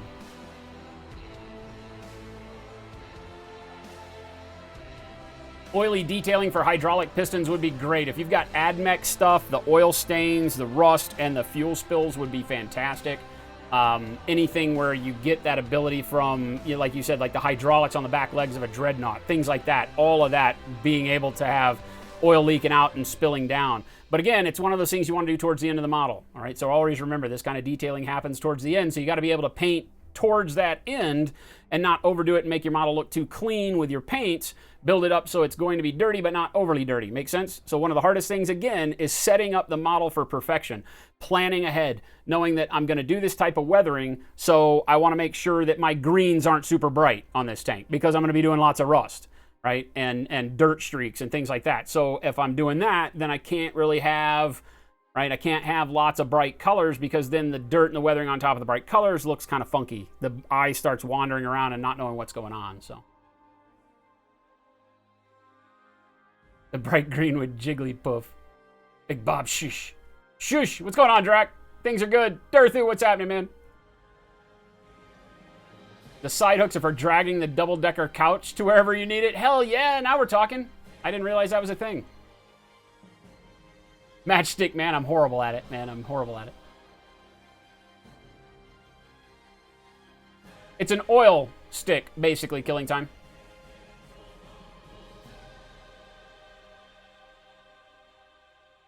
You just finished a 400-point limited insertion match for the mini-narrative you have going on for Wotan, Ganozel. Nice. 400 points, I think, is retarded, though. 400-point limited insertion, I think, is retarded. But good on ya. I just won't do it. A 50-50 whip roll in the end? Holy hell. It was like our Sunday game. That's awesome. I love the games that come down tight like that. Did you win?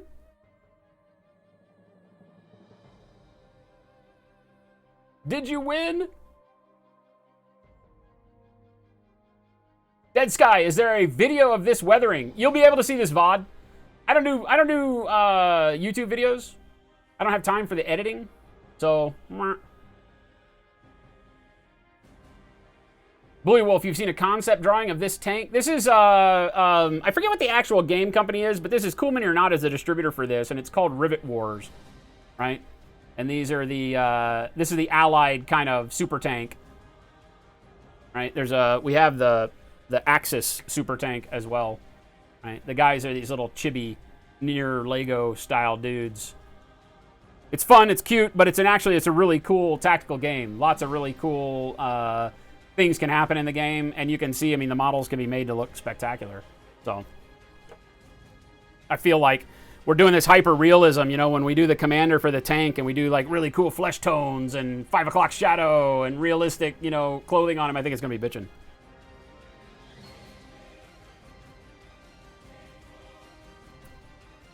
But I might take, like, these two videos. I need to get better about at least posting this stuff over to YouTube. It's easy for me to do. And I need to take, like, yesterday and today's video and post them over to YouTube so that this will be there.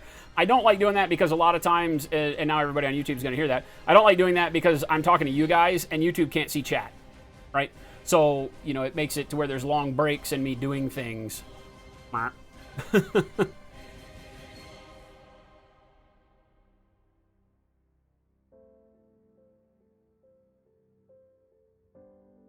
Yeah, exactly, Wicked. Knights, Titans, anything you've got, man. But Bluey Wolf, it's Cool Mini or Not. Jeez, get on that. Whatever, man. Whatever, man. Because we have this curved surface for the dome of the turret, right? We want to make sure that we get some streaks that come off in multiple directions, right? From these spills up towards the top. We don't have to streak every single spot, right? We don't have to assume that every one of them would have built up enough rust to drip. But you can if you need to, or if you feel like it. Make it as dirty or clean as you want.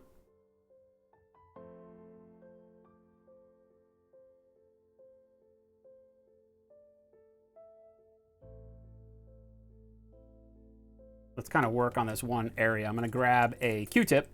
Right, because what you don't want is these rust streaks to be super opaque and look like pencil lines, right? So what you're going to want to do is come back after you've kind of laid them in where you want them and just fuzz them out. Be careful because this will act as an eraser to some extent, so you will maybe need to go back over these a couple of times. You'll notice I'll thin them out, right, so that the streaks start to almost disappear.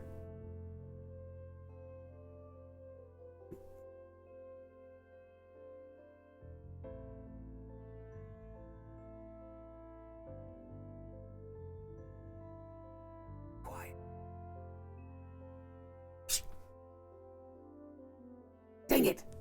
She saw me! She saw me! There's a djinn home. There's a djinn in my house.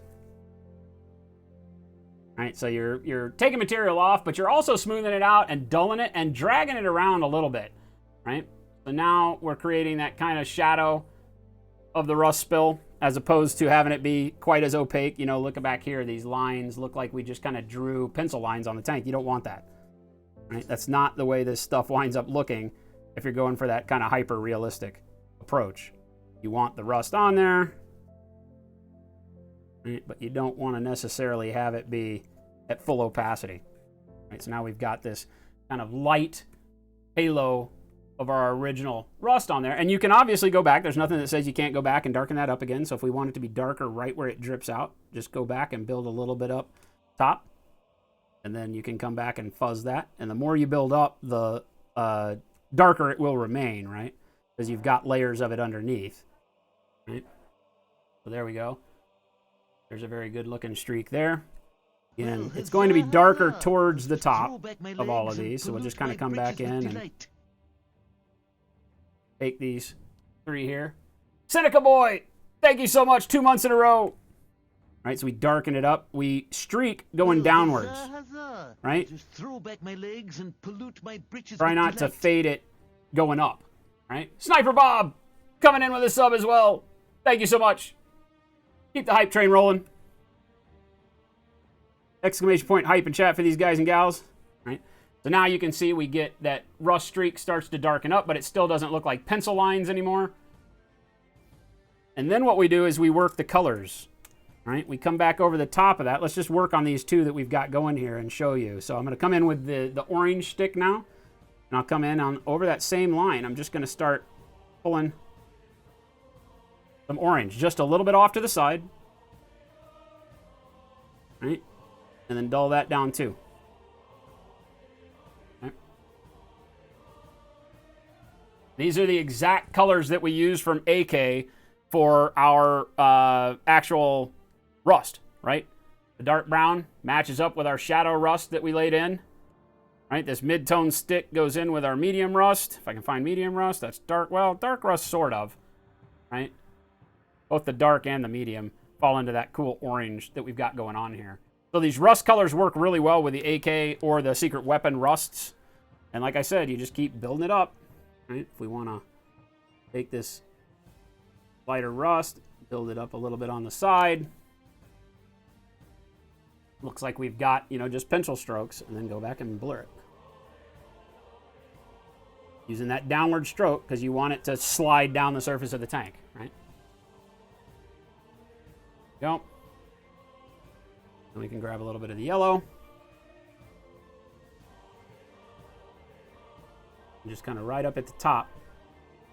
Some of that on there.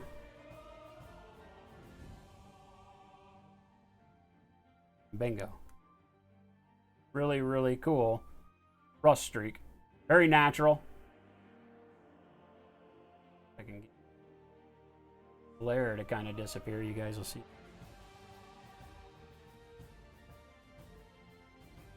But nice and dulled, right? It doesn't look like it's just freshly dripped. That's kind of not what you're going for. Well, you may be going for that, but generally that's not what I suggest going for. If you're doing rust streaks, you want to make them look worn and old. But if the tank is still supposed to be in action or the vehicle is still supposed to be in action, they won't look like they're just fresh dripping. They get beat up. The smoke adheres to them. You know, you get dirt and grime in them. They wash off, all of that stuff. So they are at various levels of opacity. You might have a couple dark ones, a couple light ones. You know, but when I do them, I tend to want them to be dulled down like this, right? Come back and do the same thing up here.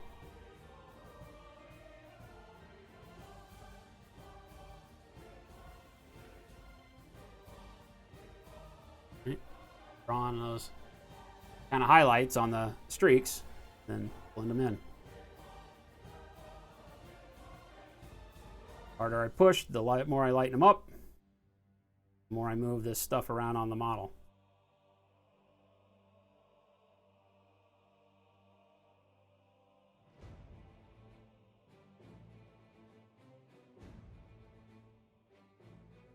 Lighten that one up quite a bit up at the top just to make it a little different.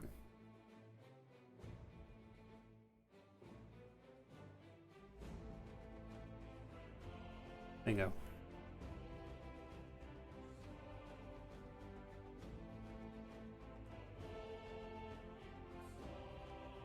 Used to use the yellow more on this one over here.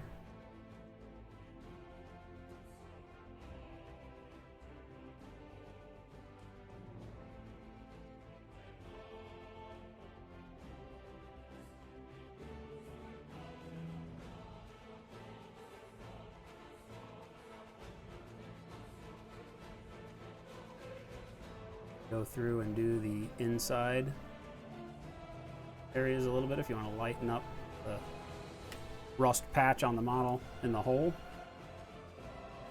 Doesn't have to be for streaking. Push it around like that. Give it some depth. Now it looks like a big crevice, like a shell bounced right off the top of that turret. Sorry about that glare. About that because aha.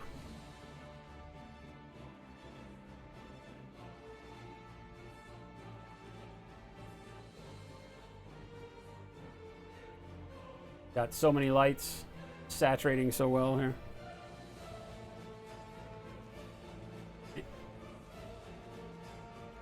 There you go. And you just keep doing it all over the tank. Repeat as necessary. If we want to come over here.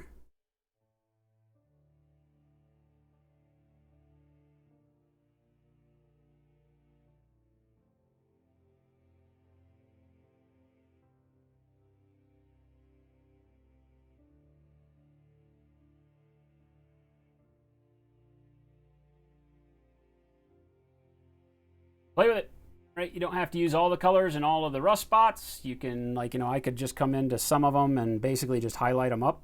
I don't have to have a streak there at all. I can just kind of come in here like this. Put a little bit of the yellow rust in there.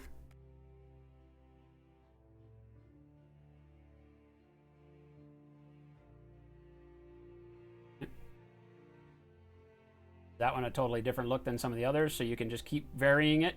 And you get an absolutely amazing look on your tank, right? And you can just keep going, however far you want to take it, right? I mean, we are basically going to do the whole model this way. I'm not going to spend all of the day doing the pencils unless you guys want to see more of the pencil work, right? But I guess I kind of have to keep doing it, don't I? Because I'm kind of at the point where that's where we stop. Because after we do this kind of rust effect and the streaking is when we go back and we start doing all of our final edge highlighting. And that edge highlighting really then pops everything out.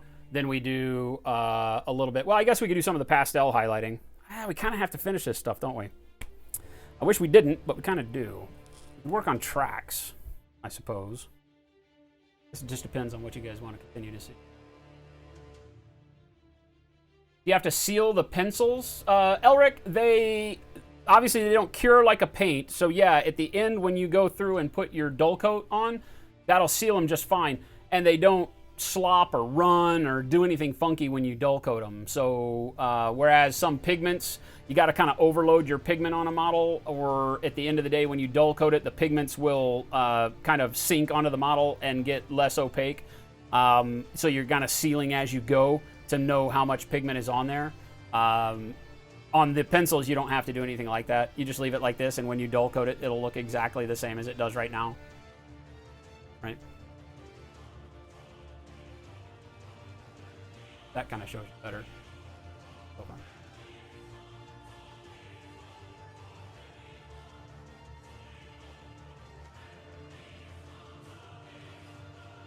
A wild Jinn appears. What do you do?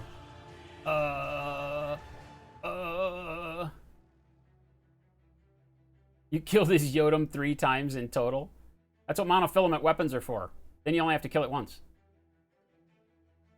A Pokeball for when a wild Jinn shows up. If I threw it at her, did they make like a sponge Pokeball that if I threw and hit her, she wouldn't kill me?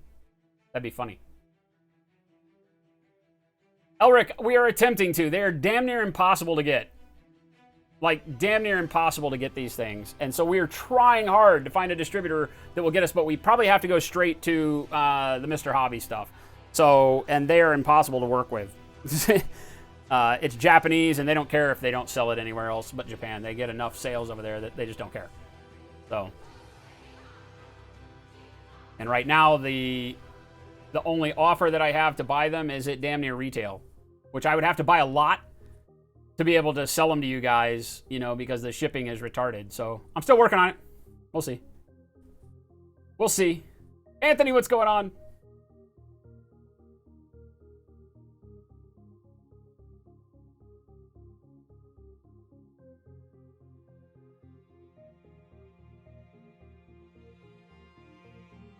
I love water. All right, we'll keep going with the pencils. We will keep running with the pencils. Find where I did all these other rush streaks here. Right here.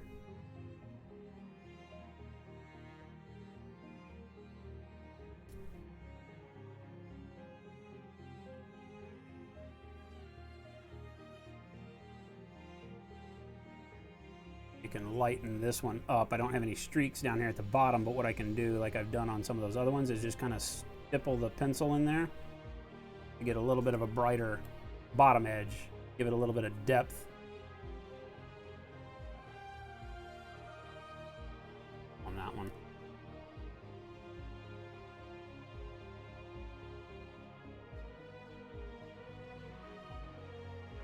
So, same thing on the side of the barrel here. Kind of. Thanks for the bits. Ogre, how the hell are you? Just kind of use that lighter yellow rust pencil to just give a little bit of a highlight on these rusts. Not too much. Not trying to go crazy. Do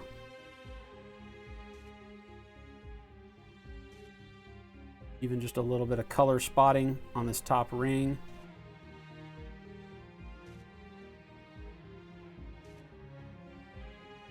That, brighten that up a bit. Again, all these places that I don't have any real drips, use the light to add a little bit of depth of highlight on them.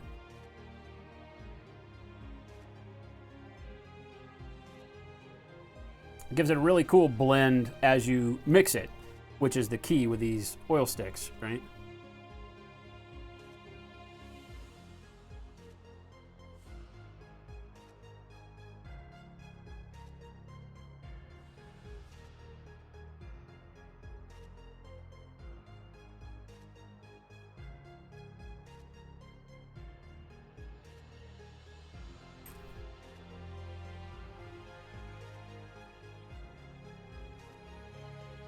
Why don't you donate $5 to the cause and maybe it'll make you feel better. Son of Bjorn coming in again.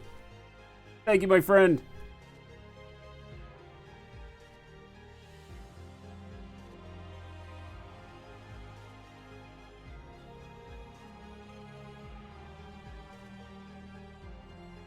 Is looking good.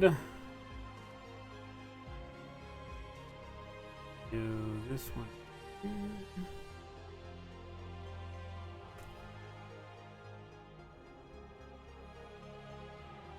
$5 donation received from son_of_Bjorn. Happy Thursday. Happy Thursday. Thank you, Son of Bjorn. The man, the myth, the legend.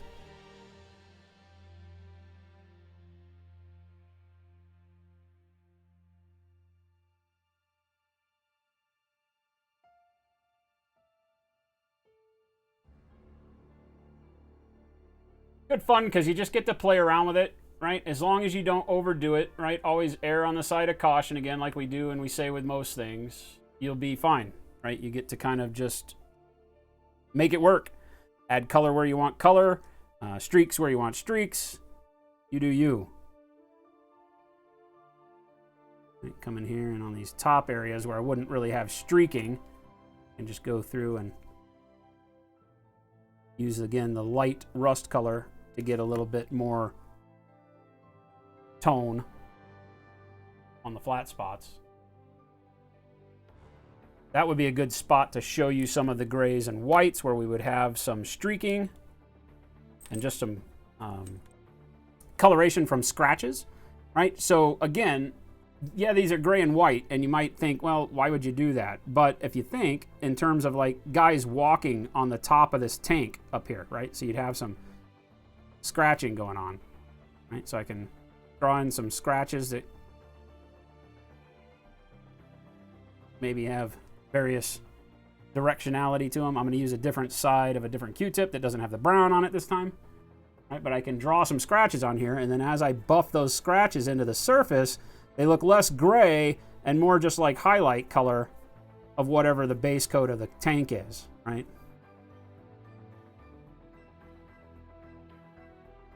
And then I can just pick a couple of those to lighten up. I don't want to do all of them. It starts getting real monotonous if you do all of the scratches. But you can go in and lighten some of those up with a light gray, and then again.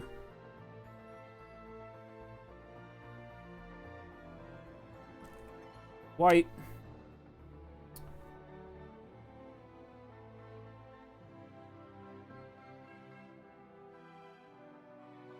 Right, and then I've got a nice, like, scratched and marred surface, right, with these same pencils, just by kind of varying the texture, but it doesn't look like grays and whites. It looks like just scratches in the green paint. Again, giving you that kind of hyper-realistic sense of scuffs as people were walking along this area. You've got the scratches coming out of where you've got the various lifted paint from the chipping solution, things like that. And you can do that on whatever surfaces you want, obviously. So I can do some scratches that come through, like I do here, maybe kind of right down this side of the turret.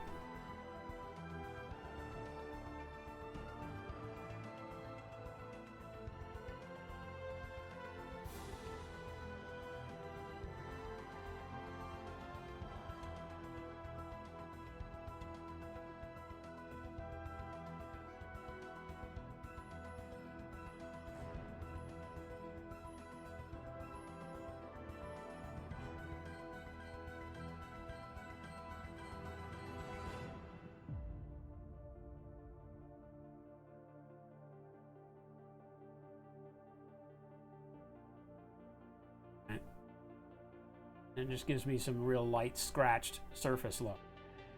And you can keep brightening it up, and obviously it'll look like, you know, deeper scratches if you use, you know, like a black paint first, and you went ahead and used a black and drew scratch lines on the surface of the tank where you wanted the scratches, and then use these grays to highlight those scratches. You can get the effect of doing very deep gouges that way. So they give you all sorts of different abilities just to give it a little bit of scuffing on the surfaces.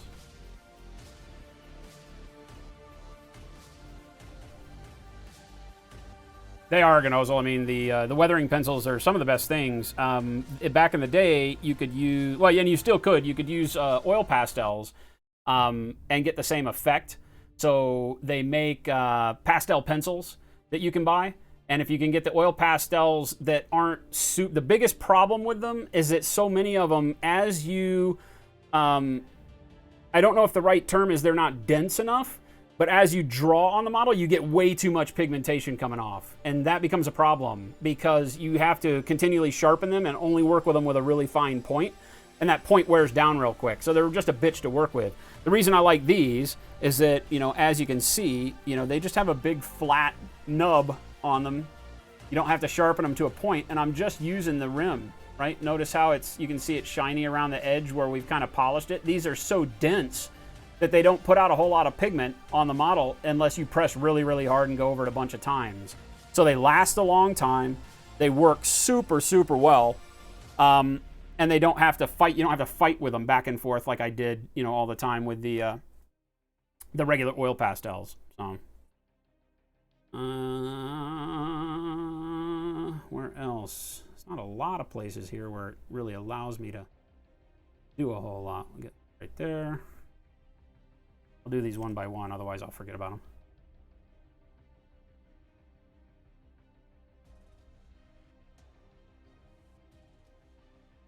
So you can see what I'm doing here.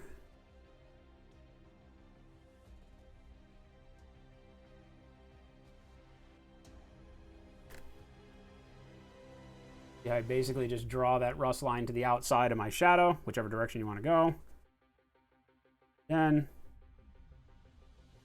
stops looking like a pencil line, but still gives you the color that you wanted to highlight it. And just work it up. 3 colors, just like you would if you were doing a blend in paint. Depending on how hard you press with the Q-tip, makes sense, right? Will tell you how much you're going to take off. if you want to leave more on there like I did there, then you just don't press as hard and you get a little more of that light streak on there.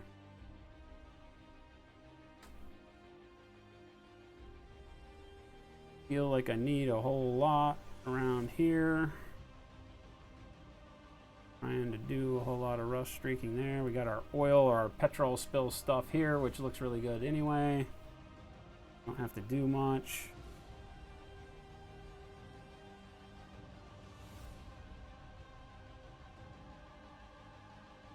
Yeah, we might be lucky here. The turret surface is the one that has the longest area for streaking. Don't really have to do too much anywhere else. I like it. I'm a fatality. Ah.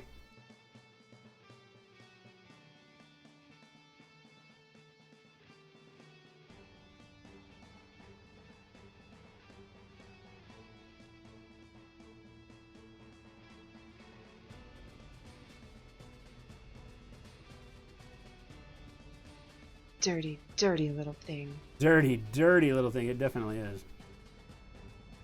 But it looks good. And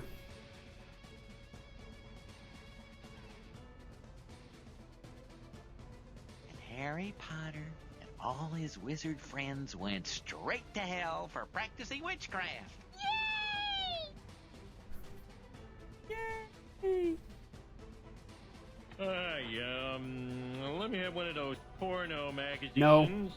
Large box of condoms. Nope. A bottle of Old Harper. No. A couple of those panty shields. No, definitely some not. illegal fireworks. Nope. And one of those disposable enemas. Nope. No, make it two. No. We don't serve your kind here. I'm sorry.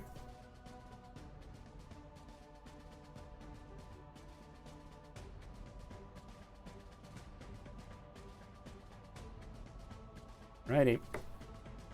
I like it.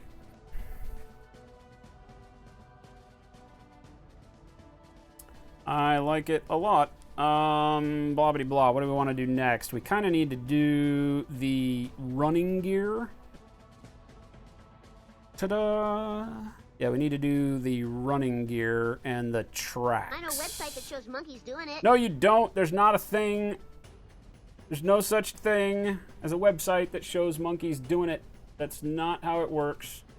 You lying liar who lies. All right, let's do that real quick then. Let me have one of those. I'm gonna turn them off. I swear to God. Box of condoms. That's right. Thank you so much. Thanks for the One of bits. those panty shields and some illegal fireworks and one of those disposable enemas. No. Zeb, what's going on? Avoid the sushi. It's a little Masturbated fishy. 8 billion times, and I have no plans to stop masturbating in the future. You're a rookie, assassin. A rookie. You are a rookie. Found this out today. A zoo in the Ukraine unveiled a statue of Tom Araya, the lead of Slayer. And on the plaque, it has the line, "In the depths on a mind insane, fantasy and reality are the same," from the song Dead Skin Mask. Huh. Who knew? Who knew?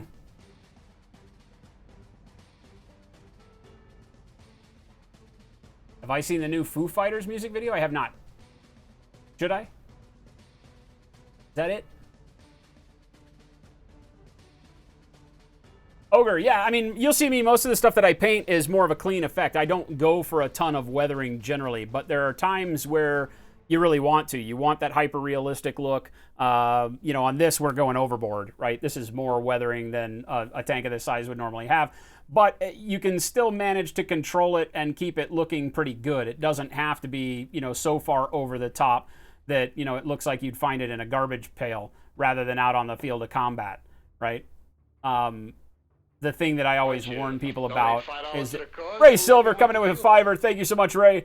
You know, I warn people that because the weathering, again, it's one of those instant gratification things that feels so good when you get it on the model. It looks good. The chipping looks good. So you just keep going. And then at the end, you look back and you're like, oh my God, I've overdone it. And there's not really a good way to repair it. So you kind of have to, you got to get used to judging how much you want to put on. We went a little overboard on this guy from what I would normally do, just so we could show all these effects, like the scratching, the weathering pencils that we're doing now, the dry brushing effects that we did, obviously the chipping effects themselves, and just to give it, a kind of a cool beat up look, for being such a funny little cartoon tank with the chibi aspect to it. But I'm really digging it. All the stuff that we're using, some of it is new to me as well. I had not used the engine soot from Vallejo before. I'm very, very happy with that. It gave us a really cool kind of shadow, dirty look on all of the engine components back here. Used it more as a shader, but it also gives you that kind of crusty texture on it. It's this light brownish kind of feel that you're seeing everywhere. And once we go back with a black chalk pastel, to give us the actual soot, I think that this brown will really come alive. I'm very happy with that. We have used the rush texture a million times before. It's something that I've been using for years, and I love it. We used it to accentuate and darken up and give us that. I mean, you can feel the texture of the rust paint when you put it on there. To put it inside of our chipping areas, even though we had a rust-colored paint, all of this rust color that you see was painted on the model prior to even putting the green on, and then we chipped the green away to show the rust underneath it. And that's what yesterday's VOD was about. So go back and watch yesterday's if you'd like to see that. And then being able to go in and shadow a little bit, just get a little bit more color variance on your rust spots is always a good thing. And so that's what we've been doing with here. We've got to now, we got to line highlight the whole tank, and we got to do the running gear. So for the tracks and such, we got to start doing that. So the first thing I want to do is paint the actual road wheels, and then we'll start applying some of the mud effects. So I'm going to go in straight with Cam Dark Green. That was, we used the olive as a base for the tank when we were airbrushing it, but we don't have to use the olive now because we don't have any pre-highlight on these road wheels. So we're just going to paint them. There's going to be so much in the way of weathering on the wheels. Dirt, gross nonsense, the mud. All we want to do is give it a good kind of underlying color so that as we place mud over it, any spots that peek out wind up having the paint that we want on them.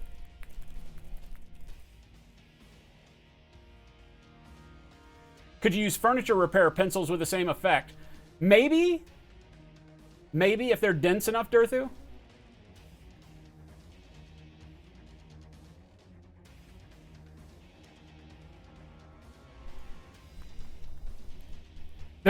The ridiculous realism on a cartoon tank is awesome. That was what I was going for. I felt like these were kind of crazy, right? I mean, they're so neat. The Rivet Wars game is so neat, but it's meant to be kind of a really crazy little cute, war game. And I figured, why not make it hyper realistic? Why not go for it and have, if I can get the Rivet Wars box set and eventually, get enough time, it'd be cool to have a whole box set plus these big tanks painted up, and use that to play on stream.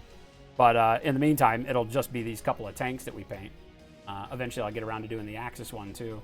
I just, like I always tell you guys, the stuff that I put on the wheel is stuff I wanted to paint. I bought these to go on the wheel, and then I just got too anxious, and I was like, no, I really want to paint those. So I was putting new stuff on the wheel the other day, and I was like, nah, screw you guys. I want to paint this.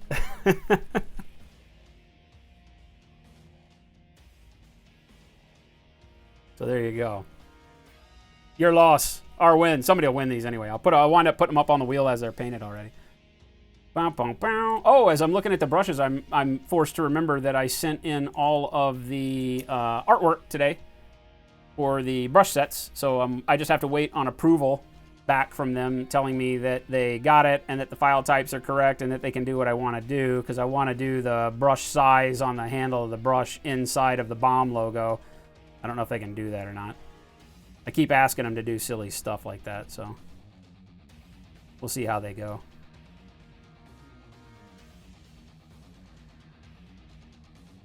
But as long as they get all that done, then they will be manufacturing next week, the brushes, they've told me. And if that happens, then I think we start the clock, and it's like 2 to 3 weeks before we see them show up here, I hope, question mark? I'm not real sure about that. Might be 3 to 4 weeks. I tend to err on the side of excitement on those. It's not a good thing. Be like, it's been 2 weeks. Where's my stuff?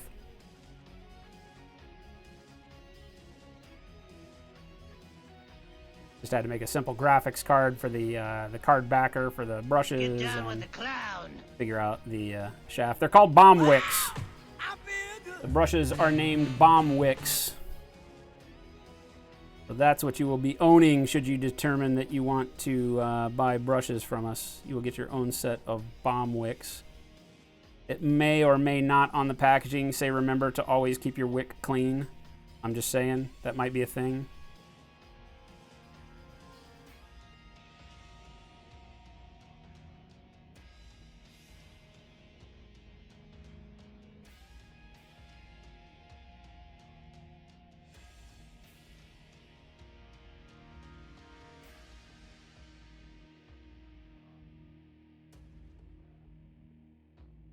Again, I don't have to spend a whole lot of time making sure this is perfect down here. We're going to do the tracks really grimy, which ought to be really crazy because number one, it'll add to that kind of hyper-realistic sense that we're going for on this tank. But number two, it sits on this plastic base. It doesn't have enough space for us to actually do any texture to. So it's just going to be this metal, kind of dry brushed metal effect on the base with like mud and grit on the track. So I'm excited to see how that's going to turn. It'd be kind of fun.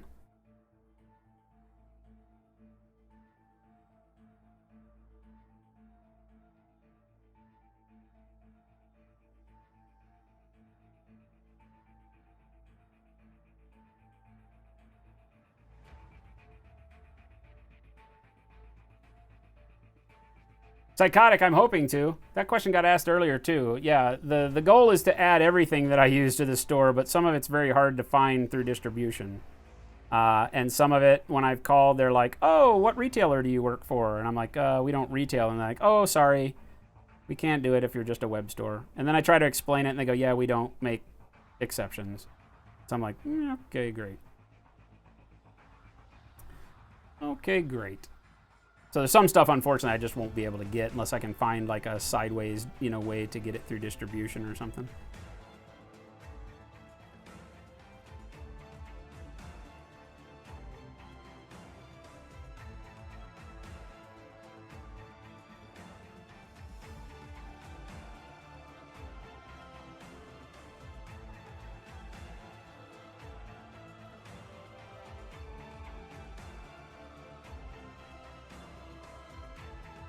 All right, simple enough. Then we're just going to dry brush. Oh, yes. You weren't here earlier. Fuse is dry brushing today. It's something I never do, and yet I'm doing it. Where is my dry brush? Oh, my God. This brush is destroyed. I'm going to go straight to interior green. We're going to bypass the Russian green and go straight to interior for our dry brushing.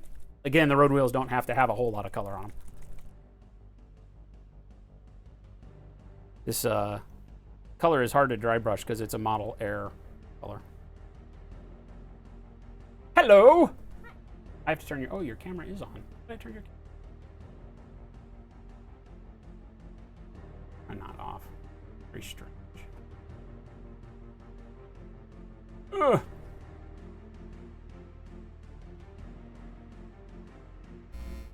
They're like, ugh! Ugh!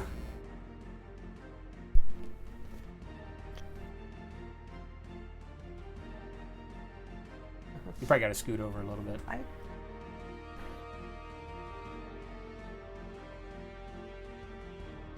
Bing! Hello, Jen! Hello! Alright. My wonderful dry brush napkin.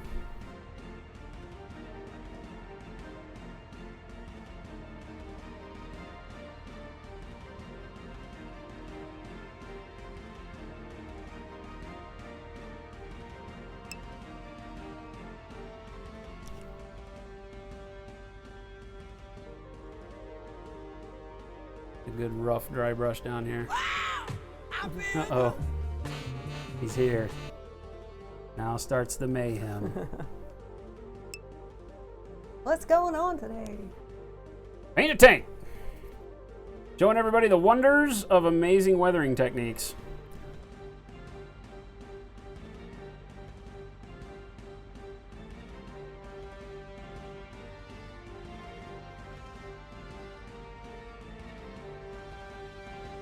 I got a splitting headache. What? Uh-oh. Sounds like your own fault. Hashtag I blame you.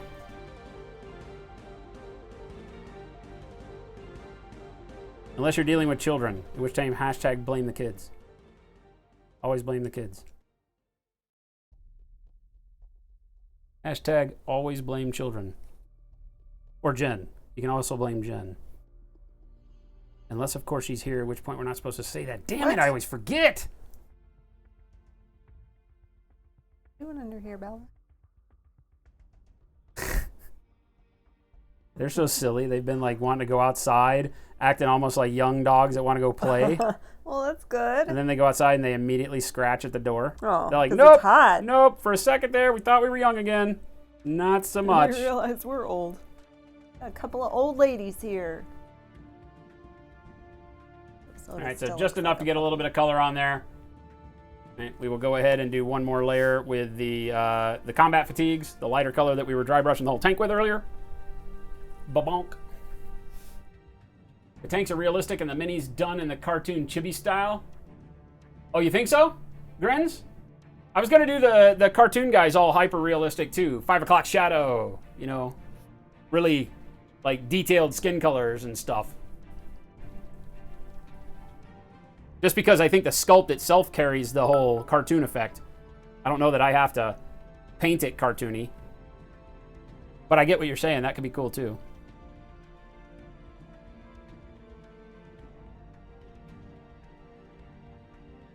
Go a little aggressive with the light color here, just so I get those details peeked out.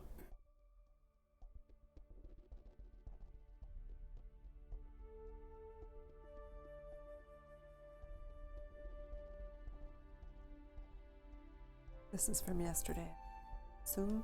The winner? Yeah. Yes. Yes.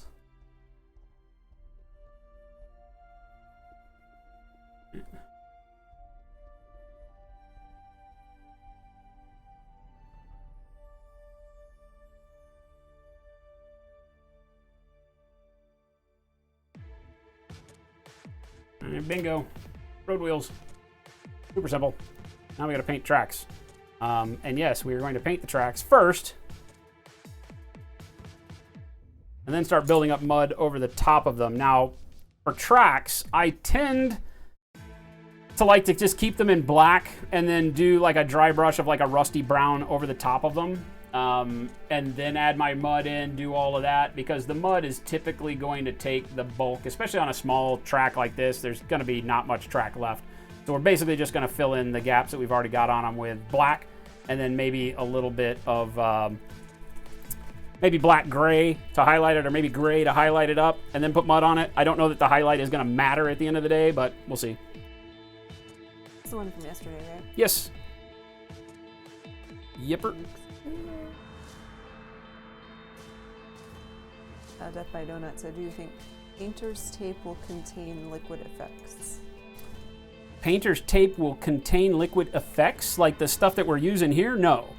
It'll go right underneath it, right? It has to be a fairly heavy material in order for tape to really keep it out. They make tapes for keeping liquid back, but they are not for masking, obviously. Like, there are certain plumber's tapes and stuff that you could probably get away with doing, but they'd tear all the paint off the model, I think.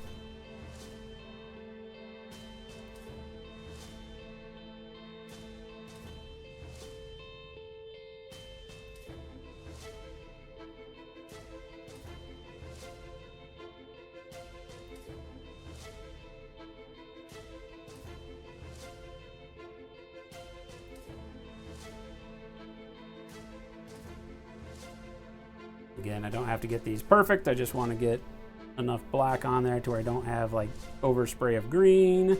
Also, the edges of these road wheels would be a sort of rubbery color. Go ahead and blacken those in real quick.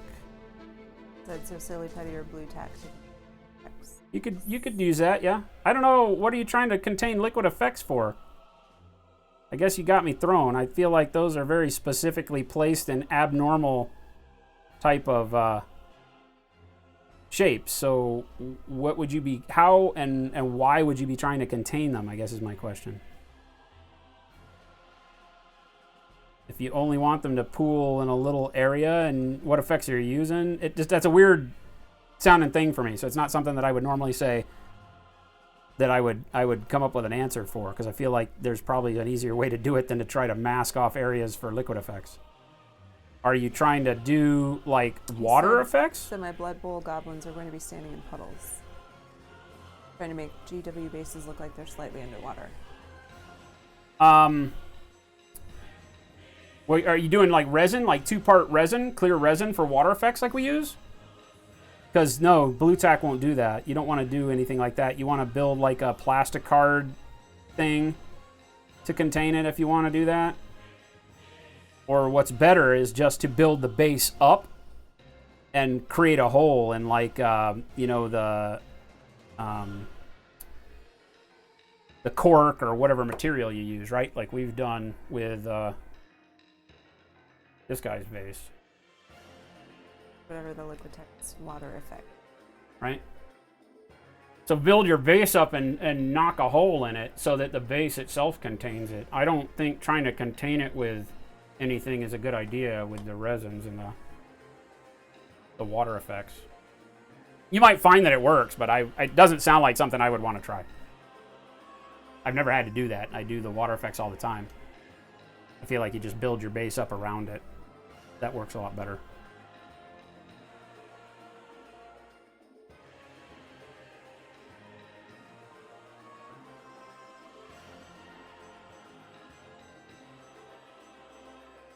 Hey, Bobzilla.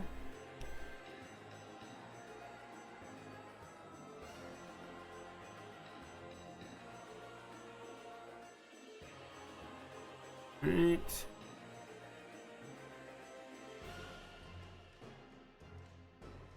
And just getting rid of our overspray. Boxing in these blacks.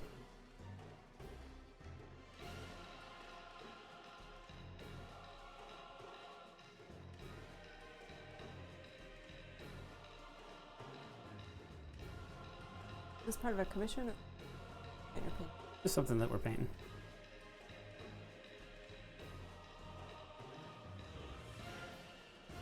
Something that I have been staring at on the shelf for months and months and months and trying to determine whether or not I was going to put it on the wheel to give away. Mm-hmm. And the other day I was like just about to pull the trigger to give it away, and I was like, nope, screw it, I'm painting it. I like these so much. They're little cartoon, you know, like the Super Dungeon Explorer. They're just like that, except, you know, tanks. Okay. So they're cute characters and things like that with tanks, because like the guy, if you can see this, like a little Lego guy. Oh yeah. Right. So they're very cartoony, but to paint them with this kind of hyper-realistic effect, I wanted to do that. I said, screw it, they're not going on the wheel. Nobody wins these. I get them. They'll still get given away, but I just have to paint them.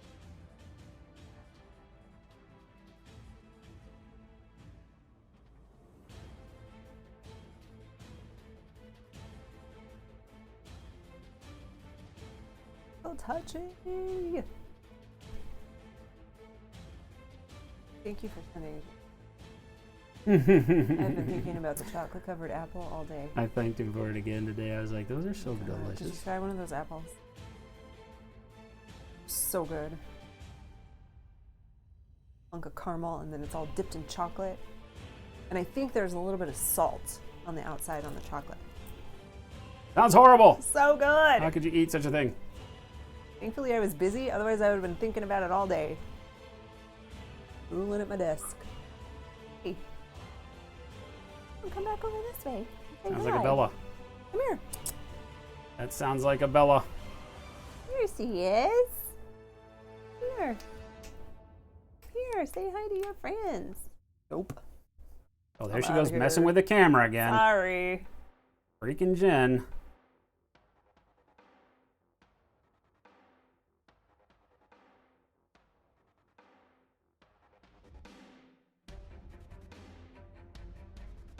A beer and a mop.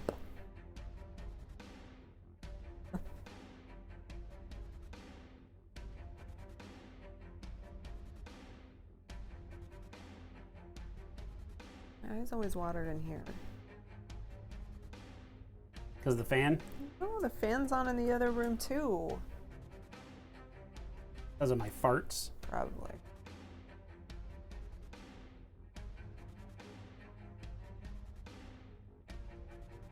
Trying to gas her out.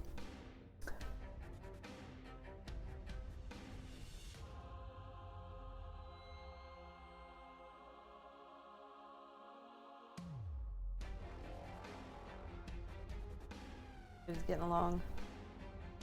Hmm? Everyone's getting along though. What do you mean? The dogs. I was like, chat's fine. Nobody's killed anybody yet. No fighting. Nobody- Separate you guys. Nobody in chat has killed anybody yet. The dogs, they don't even make a noise Okay, good. at each other. They, it like Bella when she goes outside won't come back in until soda is done, unless you really just coax her. Like she was just standing there at the door, looking at me, and then looking back in the yard, and then looking at me, and then looking back in the yard, and I was like, "Hey, you can wait for her." And I started shutting the door real slow to see if she'd be like, "Oh no, let me in," and she was like just staring at me and then staring back in the yard, and I closed the door. I do. Then I opened the door again, and she's still just standing there and looking around. I'm like, Soda's still out there. Eventually, she came in without Soda because Soda was just dicking around out in the yard doing whatever Soda does. Like standing outside. Yeah, just doing whatever a Soda does. All right, so there we go. Let's blobbity blobbity blah. I think what I'll do. Actually, I think what I want to do is dry brush these with a little bit of a silver. So I think we'll use plate mail metal. Why don't you And dry brush over the black. to the cause and maybe it'll make you feel better. Psychotic, thank you so much.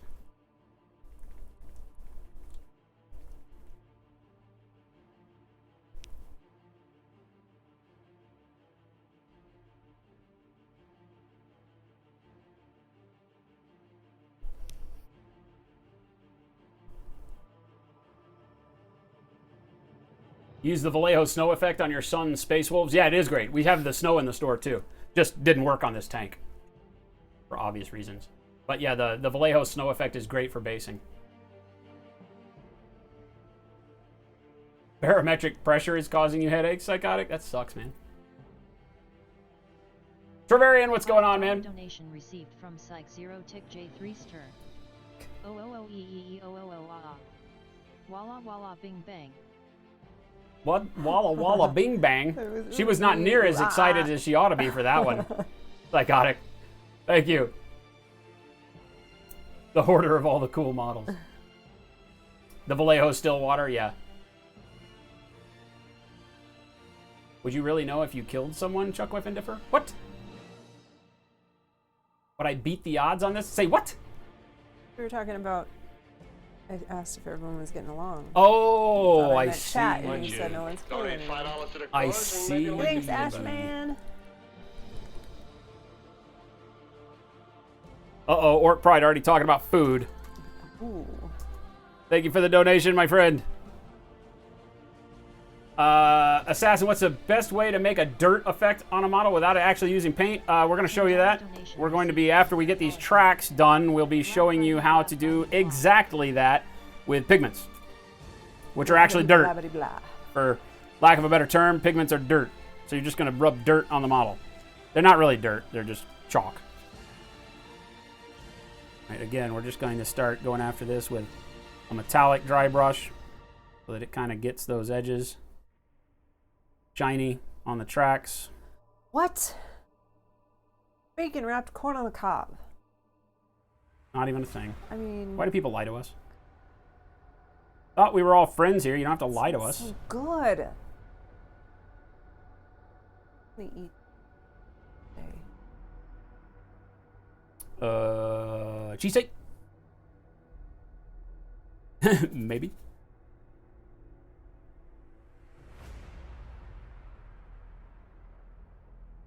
Why don't you donate $5 to the cause and maybe it'll make you feel better. $1 more. Thank you, Jester. Psychotic. Are The we going man. for the... Everybody pitch in a buck? Is he trying to get everybody I stimulated? don't know, maybe.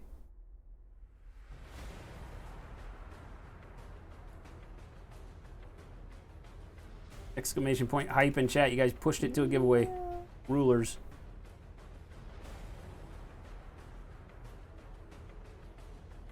Again, just catching the edge of the track.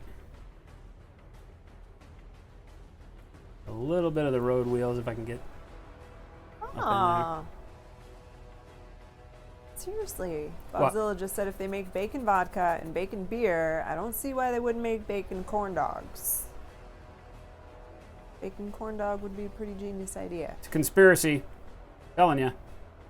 That could be a dish at Goodfoot. They don't want us to have neat things. Just telling you. I'm here to say, your government is against you. Oh, now it's Ting Tang?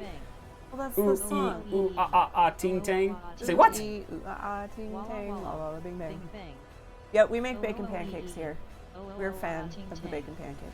Walla walla, bing bang. She's got no rhythm. Yeah, she has no rhythm, and it just is lost on me. It only works with O's. O's. Where she comes up with her own beat out of the blue, right? Pretty cool. And again, just enough of a dry brush to get a metallic edge on there. Most of this will get sunk underneath the mud because there's not a lot of model to deal with here, right? We got tiny tracks on this beastly tank. But you want to plan for it so that any place mud shows through, you get track without having to go back after the fact and try to find a way to paint these edges and make the track realistic. That would suck. Because you're going to bury all this in the mud effects. And even if you weren't doing mud, even if you were just going to do dirt, you know, dry brush earth colors on these tracks and stuff, a lot of times it's good to go ahead and start with the metallic to catch all the edges, and then do the dirt over the top of the metallic. Because again, like we've said before, the polished metal, if there's like exposed rivets, if there's exposed hinges, or you know, the connection points on the tracks, right? Unless it's got rubber tracks, I guess. All of that would still be, you know, polished and shiny up underneath all the dirt and effects that you're going to do. Ooh, while we got this. You can get any more on the brush? I don't know if I can. Why don't you donate $5 to the cause and maybe it'll make you feel better. Thank you, son of Bjorn. Get a little bit more while I'm doing this. Son of Bjorn, are you kidding? Another $1.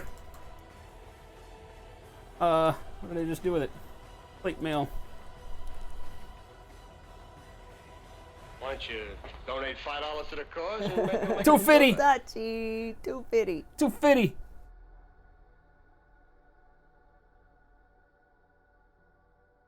Remember, because these dozer blades, right, would have all the paint rubbed off, but instead of rust... and maybe it'll make you feel better. Matchstick man, thank you. You guys are going to make it so I can't keep up with all of these. It's a race. That's what their plan is. You asked for it. Oh. Here we've got a little bit of polished edge on the front of the dozer blades. Not too much. We might go back in and line that, but it gives it a nice finish up on the rusted effects there. $1 donation received from You can do it on areas like the tops of the fenders. Is this the real life? Is this real life? Fantasy? I think it's a fantasy. Caught in a landslide. No escape from reality. Yep, I think it's fantasy. Open your eyes. Fantasy, definitely fantasy, my friends. I'm just a poor boy. Give me the I whole need song. no sympathy.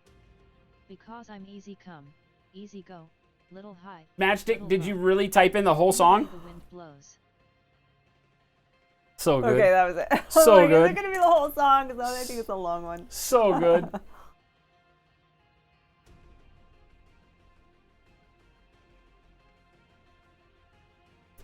How do you get her to say your message? You type it Why in. don't you donate $5 to the cause and maybe it'll make you feel better. Darther with a $1 bill. A $1 make you holla. Big Ozel gets caught in a landslide and dies. $1 donation received from Dorothy713.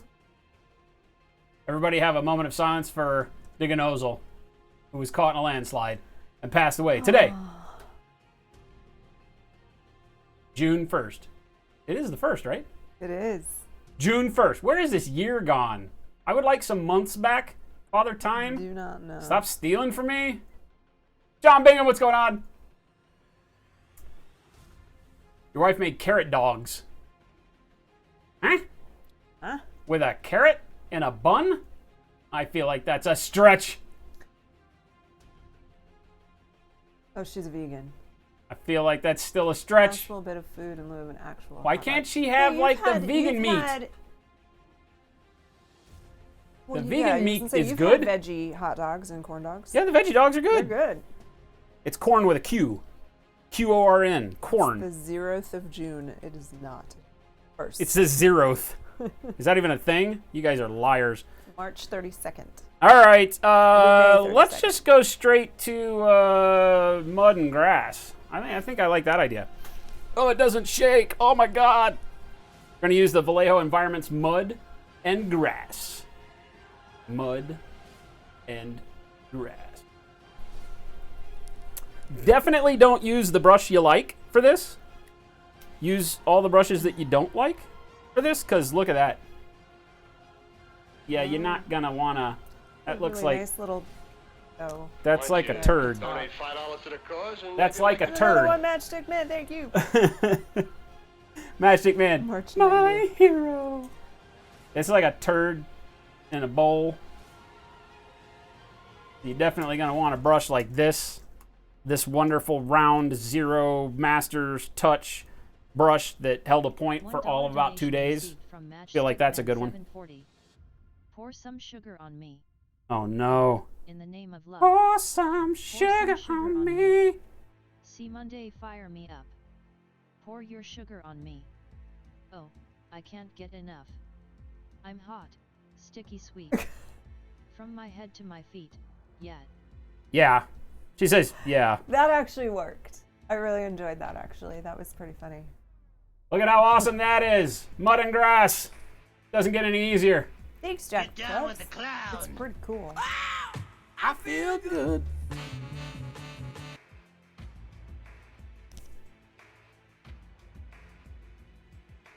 Dirty, dirty little thing. Dirty, dirty little thing.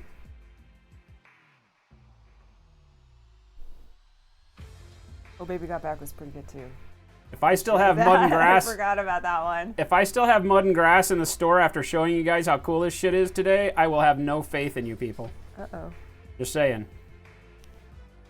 You should go, and I should be sold out by the end of the show. Because this stuff is so good. It's maybe zoomed in. Oh, well, yeah. Okay. Oh, yeah. No. So It needed to be good. zoomed in, I think, to get the full effect, but we just...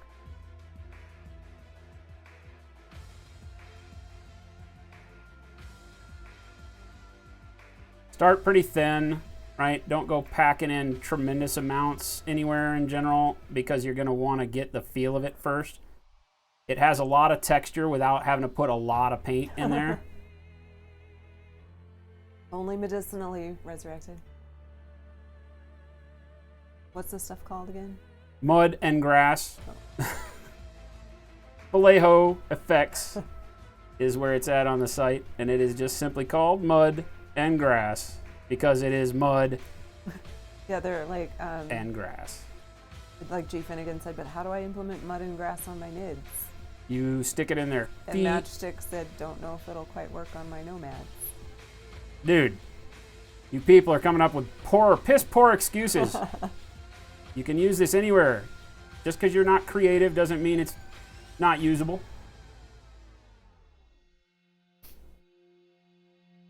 Obviously on the front of the tracks, even though these tracks don't have much in the way of indentions. Now, when it's moving forward, right, most of the mud will be building up towards the ground.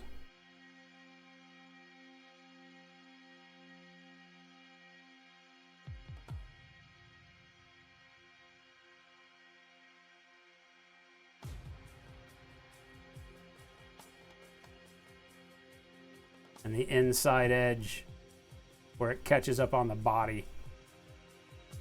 Especially on this tank that doesn't have much in the way of.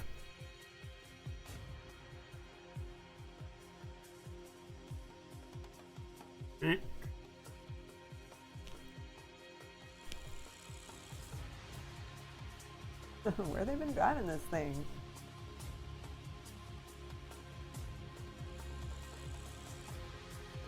I don't know, I'm just showing off cool texture paints. Basically just a bunch of acrylic mud effects with static grass built in, which makes it super cool. and just took all of us on a walk with the dog. Fantastic. I felt a little tired there for a second. He just said, any of you tired and need water? I feel like that's a thing.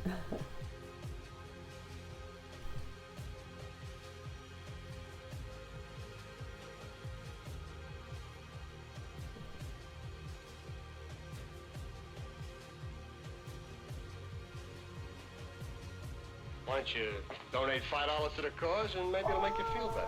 Casino Reads, thank you. Casino Reads, are you kidding me, my friend? Holy hell. How the hell are you today? Thank you, guys. Hype it up for Casino. That's amazing. Giveaway number dos coming through from Casino. Fantastic. Get a little grass built up there in the plow, so to speak.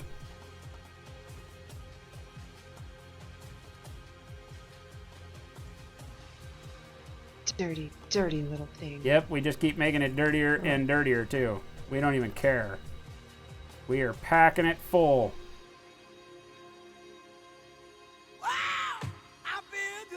Wow, wow, wow, Donate wow. $5 to the cause and maybe I it'll know a make you feel website that better. shows monkeys doing $1 it. donation received from Zeeb Zorinder. Zeeb Zurinder. Zeeb. All of them. How many apples Panzer grow on a elite, tree? Born to compete, never retreat. Leaving our dead, always ahead, fed by your dread.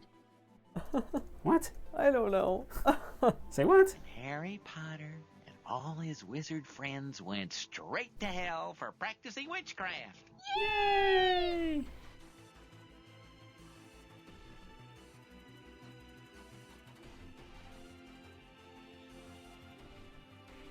A Dead Sky wants to know if you go through a lot of that stuff. Yeah, this take a stuff, lot, because it's so kills my thick, fun. you'll go through quite a bit of it for sure. There's just no way around it. Especially, the larger the vehicle is, which goes without saying. This one has very small track area, so it's not like we're gonna kill the bottle or anything. I mean, I'm still barely making a dent. This is a brand new one we just opened up out of store stock to use.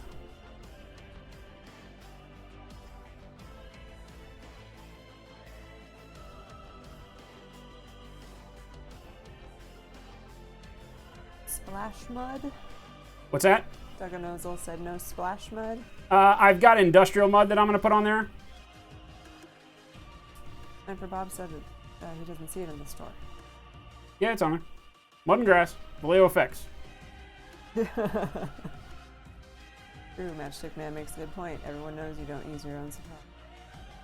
Oh, Jesus. Don't You get caught me. high off your own supply. You caught me.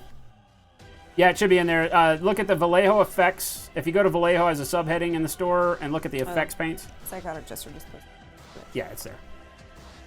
Thanks, Jester. Most assuredly. Quick with those links.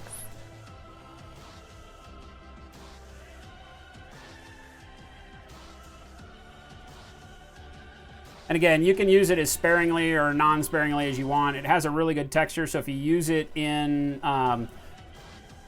with other texture paints, like what we're going to do with, like somebody just mentioned, splash mud, that's what we're going to do. We're going to use the industrial mud on top of this to do things like the side skirts, so that it's just the ground up grass and the tracks themselves. We don't want to put a bunch of grass over the body of the tank. I mean, there's no reason why you couldn't, right? But in general, I try to keep it from going all over everywhere. Up here in the spots where you get, mud captured up against the body with the way this tank is built, this would not work in the real world. But hey, who's talking about it, eh?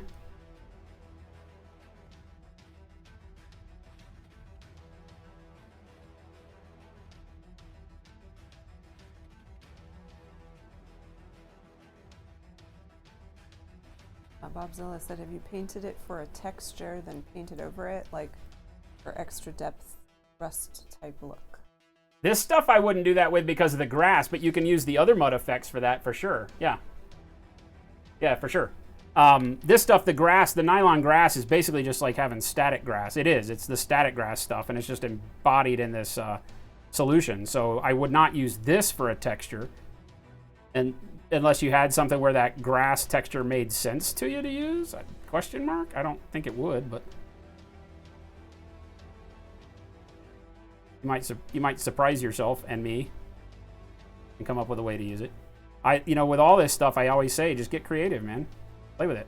But it would not be my first choice as a texture, an underlying texture to then go back and paint. I would typically say that what you're trying to do is use this as a base layer for exactly what it says, mud and grass, because there's lots of other muds that we can use, right? This one just allows us to have the big chunks of grass hanging off everywhere.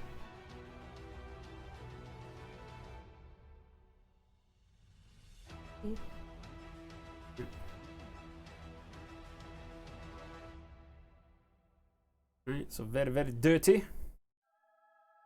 Good chunky texture.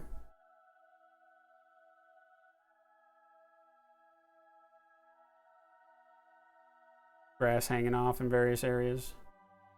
Get down with A little bit of the track showing through. Like I said, that silver highlight, even if it just pops through a little bit, much better to have it done now than at the end of the day, having to go back in and try to figure out how to make it work. See you later, Jester. Dirty, Psychotic. dirty thing. Take it easy, man. Have a great night.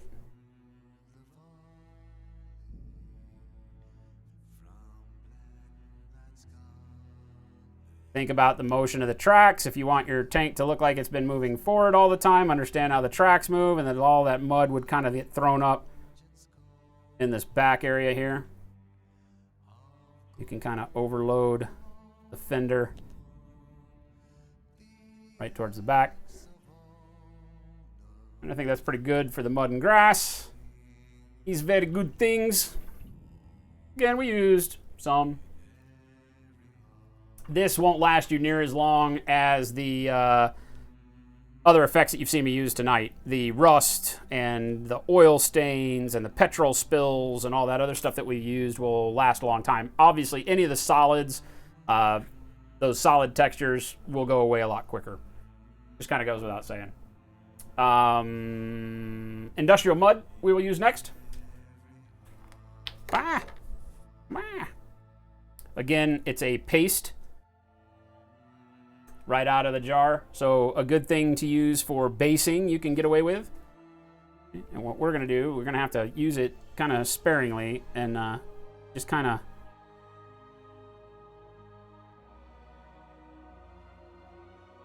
hit the front edges of these things where we want to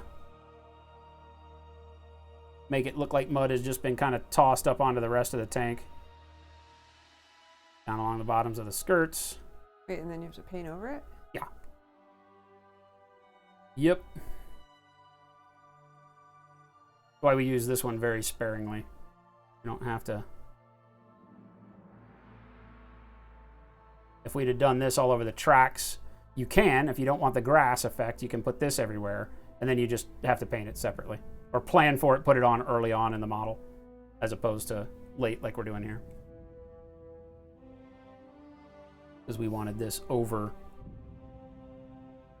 the grass effect. Because I don't want to spill, I don't want to have grass blown up all over this. Because we're going to paint the other mud too, with the grass in it. But so is this just like a texture? That's all it is, yeah. It's a texture. It's a paste, basically. Okay. Yeah. So it looks like chunks. Yeah, Gotcha. exactly.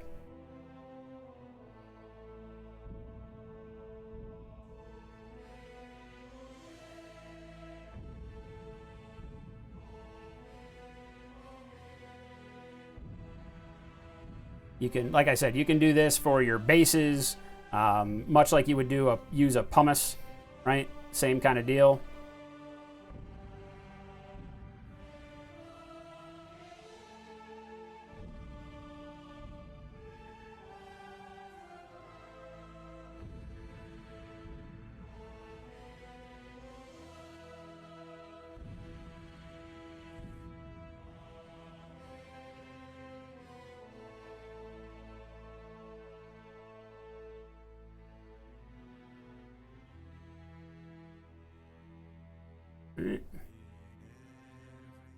Give us a little bit of extra mud tossed up on the running gear without having to have that grassy effect on everything. Sometimes it's just a little much.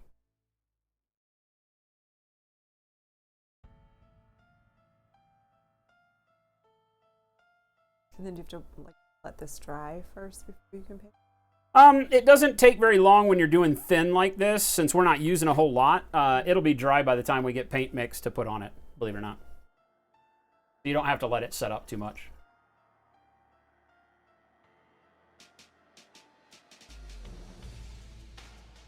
And you don't have to necessarily prime it.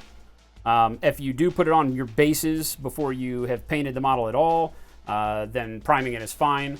But you can go back with just straight paint on top of it too, and it'll work just fine. Right, so what we're gonna do, we're gonna let it set up just a little bit longer, although it's damn near dry right now. You notice it's not getting on my finger here. You just want it kind of dry to the touch. And yeah, it's pretty much set up already. All right, and then for that, I think what I want to do is take a little bit of my, if I can find it, where was that? Brown. Chocolate brown.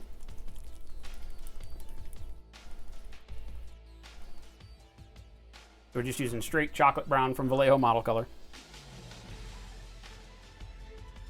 We don't want to thin it down too much. Right? We'll just take a wet brush and then load paint onto it. And then we just are going to dab this mud very quickly. You don't, like I said, you don't have to worry about priming it.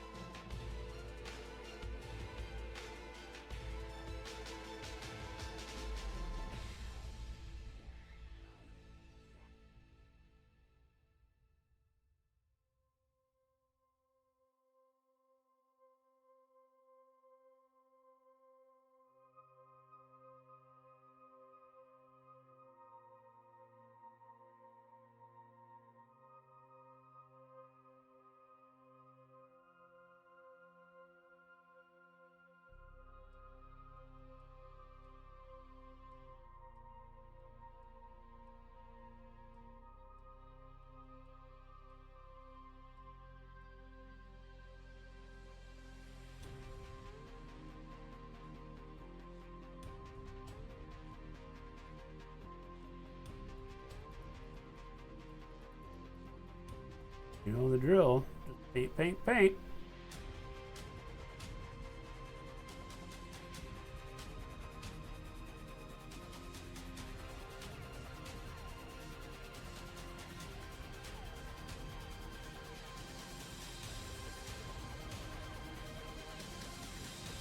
I love all these effects, like the mud, the pumice, all that takes paint really, really well. So you don't have to worry about multiple coats, right? It's a one and done kind of thing. And if you weren't doing the grass effect on these, you could have just used this same mud on the tracks completely. The industrial mud. They make a wet mud.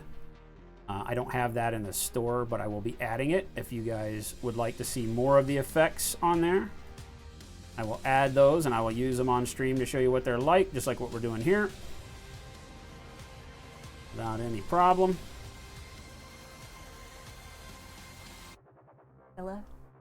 Pig!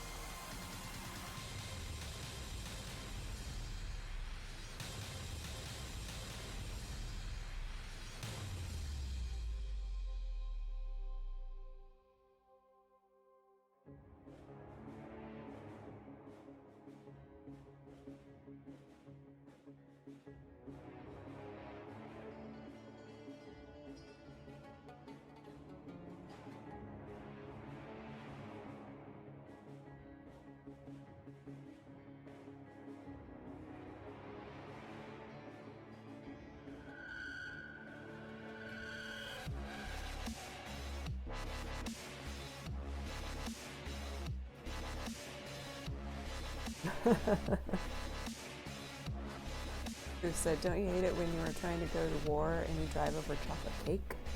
Yeah, right? Except that it's a little more incentive to clean it off the tracks, though. It's like licking the stir thing or the, what do you call that? The beaters. The beaters out of the mixing thing. I'm real good with the lingo. Right. Okay, there you go. Know the word. So now all of our mud is a good brown. ATP. What's that?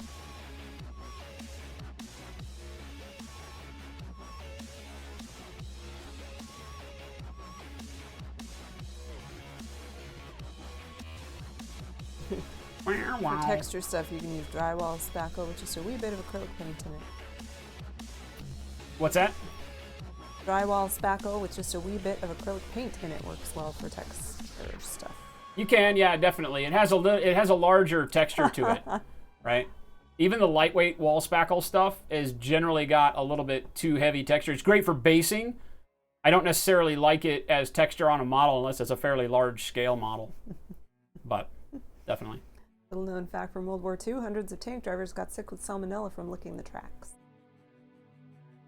Salmonella doesn't come from chocolate. A good mom lets you lick the beaters. A great mom turns the mixer off. Oh, very good point. I should have asked her to do that. You get salmonella from raw eggs, though, which are in baked batter and cookie batter. So, those Winsor Newton brushes you got for me have kept their point since you've been using them. They should. They're good brushes, and if you take care of them, they should hold their point for years. You like the Mega Box you have on the site, Mini Kai? The Army Painter Mega Box is good. It's a great price to get started into a ton of good colors of paint. It's heavy as hell.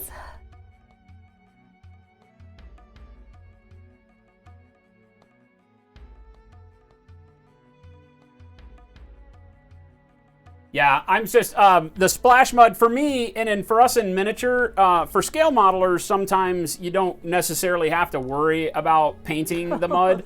But for us, we generally are going to go through and paint this mud. So it doesn't make sense to, for me, at least, to have like every kind of mud that Vallejo makes, because a lot of them are very, very similar. And it's really just the colors they come in. They've got the grime effect paints that come in a bright green and a dark green, and I don't tend to use those straight color as they are, so I usually just carry the light green one, and then you can tint it with dark green as you need. But for some scale modelers, they use it literally like right out of the jar as the color that it is. You know, there's nothing wrong with doing that. It's just that I find us not really doing that as much. Strong tone. I want dark tone, I think. Not red tone. Where's dark tone? Soft tone. Damn it, why do they all look the same? Resurrected wants to know if you're going to do a whip view tonight. Yeah, I might. Yeah, I might. I told somebody else we would today. You know me, on Thursdays, I am more interested in painting. No offense. Zeb said, oh shoot, I did the school run this morning with my fly undone. That you're not supposed to do that. Wait a minute, strong tone. Didn't I just pull strong tone out of here? That was also strong tone. Look at those bastards. Dark tone. Flesh wash, that's not what I want. They're like a dark, what's the brown one? Damn it. Mahogany. No, yes, but we're not going to use mahogany. Dark tone, there it is. Oh, maybe it is strong tone that I want. Which one's the more brown? Mahogany. Okay, broken record. It is strong tone that I wanted. No wonder I have two of those over here. Snake Man wants a dice box and a game box. Strong tone. Those are coming. The custom Slow Fuse Gaming tournament trays are being made. So we're going to have those. I just spoke with Luke, had a meeting with him yesterday. So we'll have the Slow Fuse Gaming tournament trays. We'll have Slow Fuse Gaming paint racks, Slow Fuse Gaming brush holders. A big modular hobby system for organizing your desk will be forthcoming. I'll have more information on it coming up. And what is this one? What is what? That is the tournament tray. So yes, you can hold that up. That is the first of the shrink wrap tournament trays with the Slow Fuse Gaming on it. Yeah. All right, so I'm going to use the Army Painter Strong Tone, which is the brown one. I thought Dark Tone was the brown one, but Strong Tone is the brown one. Yes. So G. Finnegan said, strong is brown, dark is black. Yes, I just learned that. Just signed by Jen. Could be. Could. You really want that? Could be. And we're going Thanks, to. I would love to be like on a game show and demonstrate prizes. He is the Vanna of the stream for sure.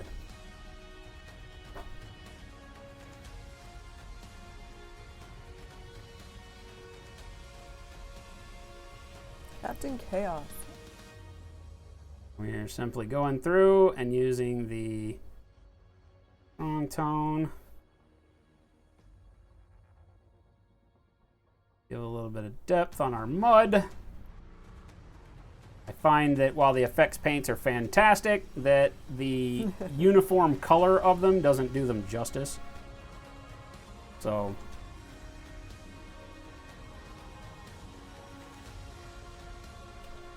damnable hell, man.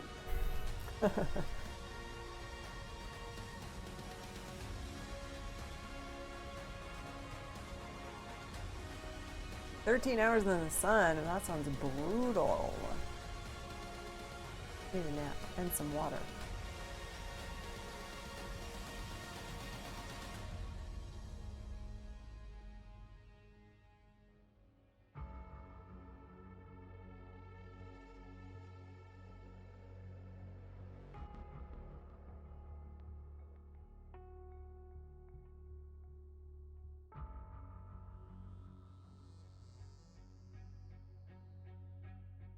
Just slop and wash on the tank.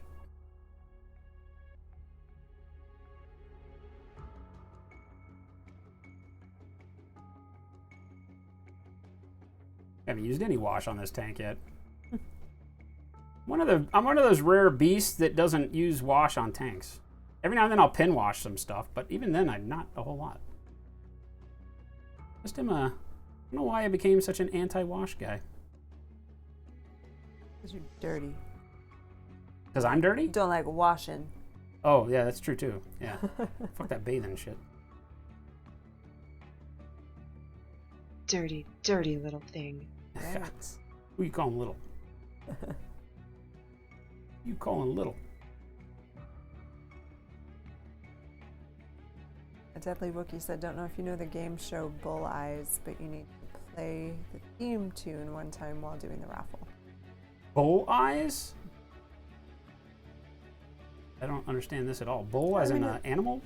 The game show, it probably is not American. Right? I don't know. I don't know. I don't know. I ain't never heard of that.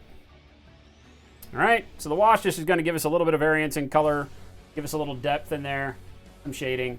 Don't got to go crazy with it. And then we're going to dry brush again. We've been doing a lot of that today.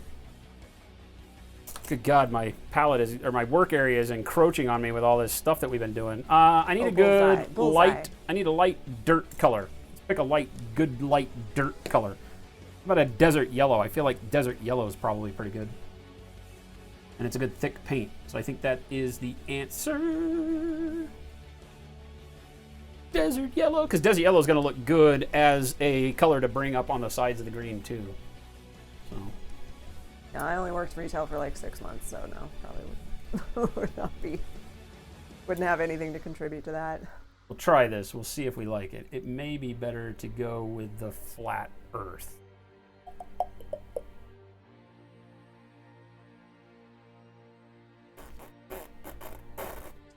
We're going to go flat earth first. I think.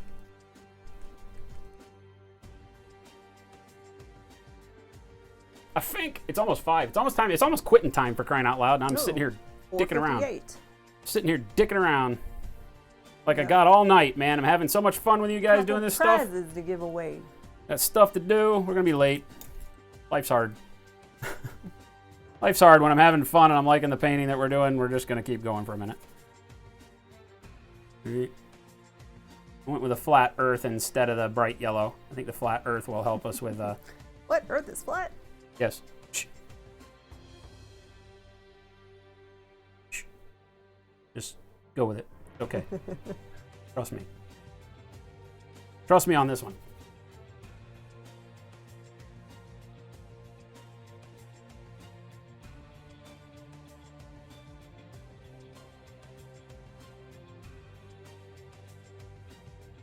Casino reads, sometimes he has to manually adjust those, so don't be alarmed. Yeah, before we do the drawing, I'll make sure that you're adjusted on your VIP Casino. Don't worry about it. Sorry. The bot, once you're already a VIP, it doesn't maneuver you up automatically for whatever reason. Well, and his is showing just viewer. 0 slow bucks. Huh. That doesn't make any sense.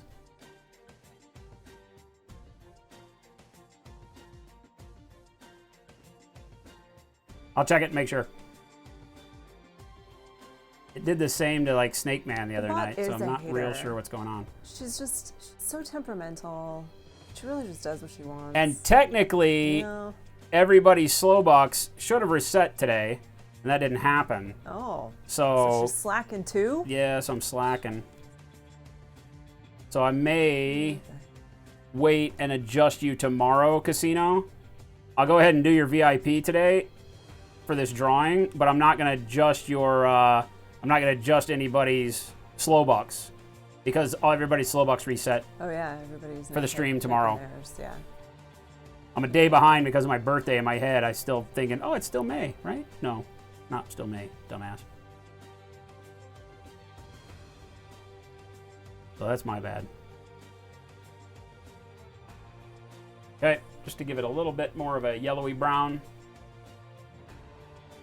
than the color out of the jar doesn't do it for me.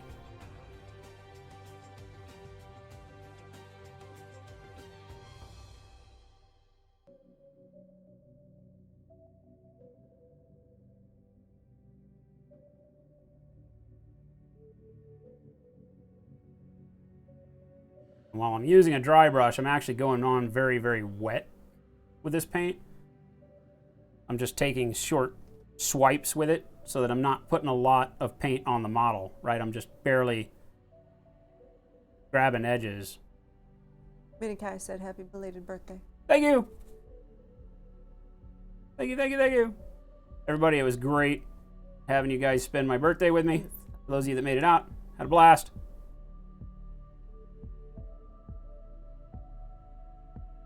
Good dinner, good movie. Oh yeah, we did. Cake. And the cake is the gift that keeps on giving. It is sitting in there calling my name again. I looked at it yesterday and it just had a big fork sitting in the pan with it. It did. Taken out. I was like, my cake, mark my territory, put my fork in it. Alrighty. Now you could go back and if you wanted to, you know, paint some of the grass with kind of a greenish hue if you really felt like that made a difference. I don't tend to feel like that makes a difference because if it's in the mud, it's muddy. Who cares? Right? Right, but by highlighting it up a little bit, giving it a little bit of that lighter brown, we could go in another layer of it if we wanted to. We could use a little bit of the desert yellow on there too, which I may do off stream, just to lighten it up a little bit more in some of the spots for the mud. But I'm really happy with it the way it is, you know. And notice how we painted those road wheels. Did we really have to? Nah, maybe not. But there's a couple of spots where they still stick out, and it's much easier to make sure that you have that base coat on there now. As opposed to going back in and saying, let me see if I can paint that little bit of area, you know, with a green for the road wheel color. You don't want to have to jack with that. Same with the tracks. We painted them black. We got a soda. And then we put the silver highlight on them. Did we really need to? Well, as it turns out, probably not. We don't see any of that left, but you never know. So always a good thing to plan ahead and say if there are spots that you like that stick out where there's a little bit of shiny metal, then use them, right? In our case, we sunk them all, so it looks pretty good. Right? So there you go. A bunch of hyper-realistic weathering techniques. Tomorrow, we don't have a whole lot left to do on this guy, but I don't want to cut into Key Lime's time too much, so we're going to call it here for tonight. I want to show a little bit off with regards to the pastels, so we might start tomorrow's stream with doing a little bit of the pastel weathering on this guy, just to get him finished up. And then we'll move on to what we've got planned for tomorrow. So we'd probably just kind of interrupt the beginning of the stream with a little bit of detailing on this so I can show you guys the pastels. So if you're interested in seeing that, either make sure to tune in tomorrow. We always start our stream now during the summer at 5 o'clock instead of the normal 6:30 for Friday, so we're a little bit earlier. 5 o'clock Pacific tomorrow, and we'll go till 8 or whenever we decide to stop. and we'll do a little bit more work on this guy, and then probably paint something else. Sound Aguda? That was Soda. That was not Bella. Yeah, that was Soda. Bella doesn't. Our babysitting Get up dog. here. Well, the dog that we're I guess it's not. Yeah, we're babysitting Soda. We're Soda sitting. Soda sitting. We saw Guardians of the Galaxy. Yes, we did. It was very good. Funny. Yes, we did. No, ebb and flow. We didn't do any more glazing because people wanted to see work on the Blood Angel, so we haven't done anything else on the Space Wolf, but we will for sure. Ella. See her tail wagging right there?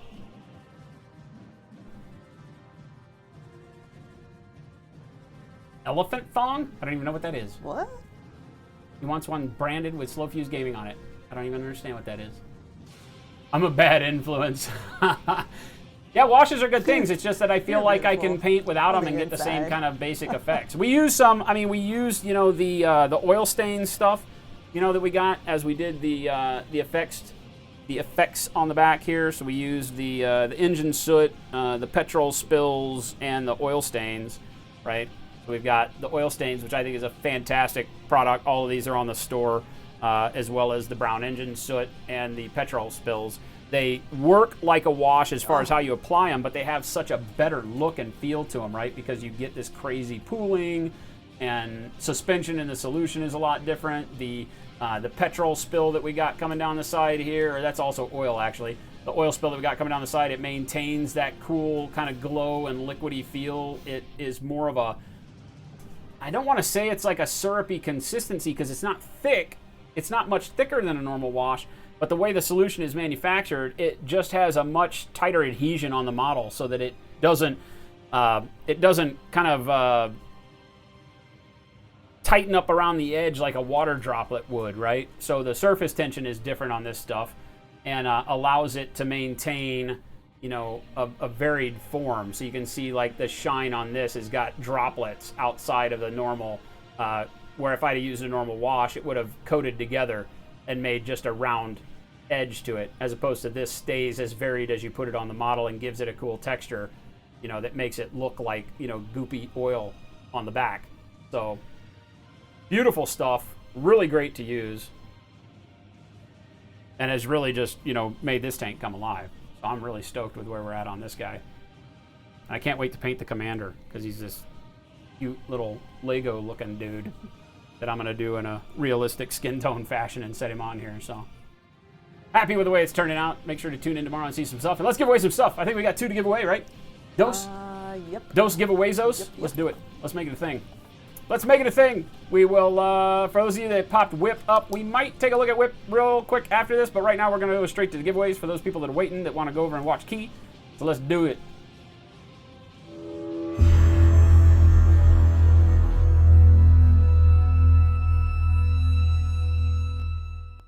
All right. 2 giveaways. We got a total of 82 people that entered into this raffle. The first winner of the day would be Cloud Dancer. Congratulations, Cloud. And real quick, before we do this, Did we change? Hold, please. We change. Feel like, I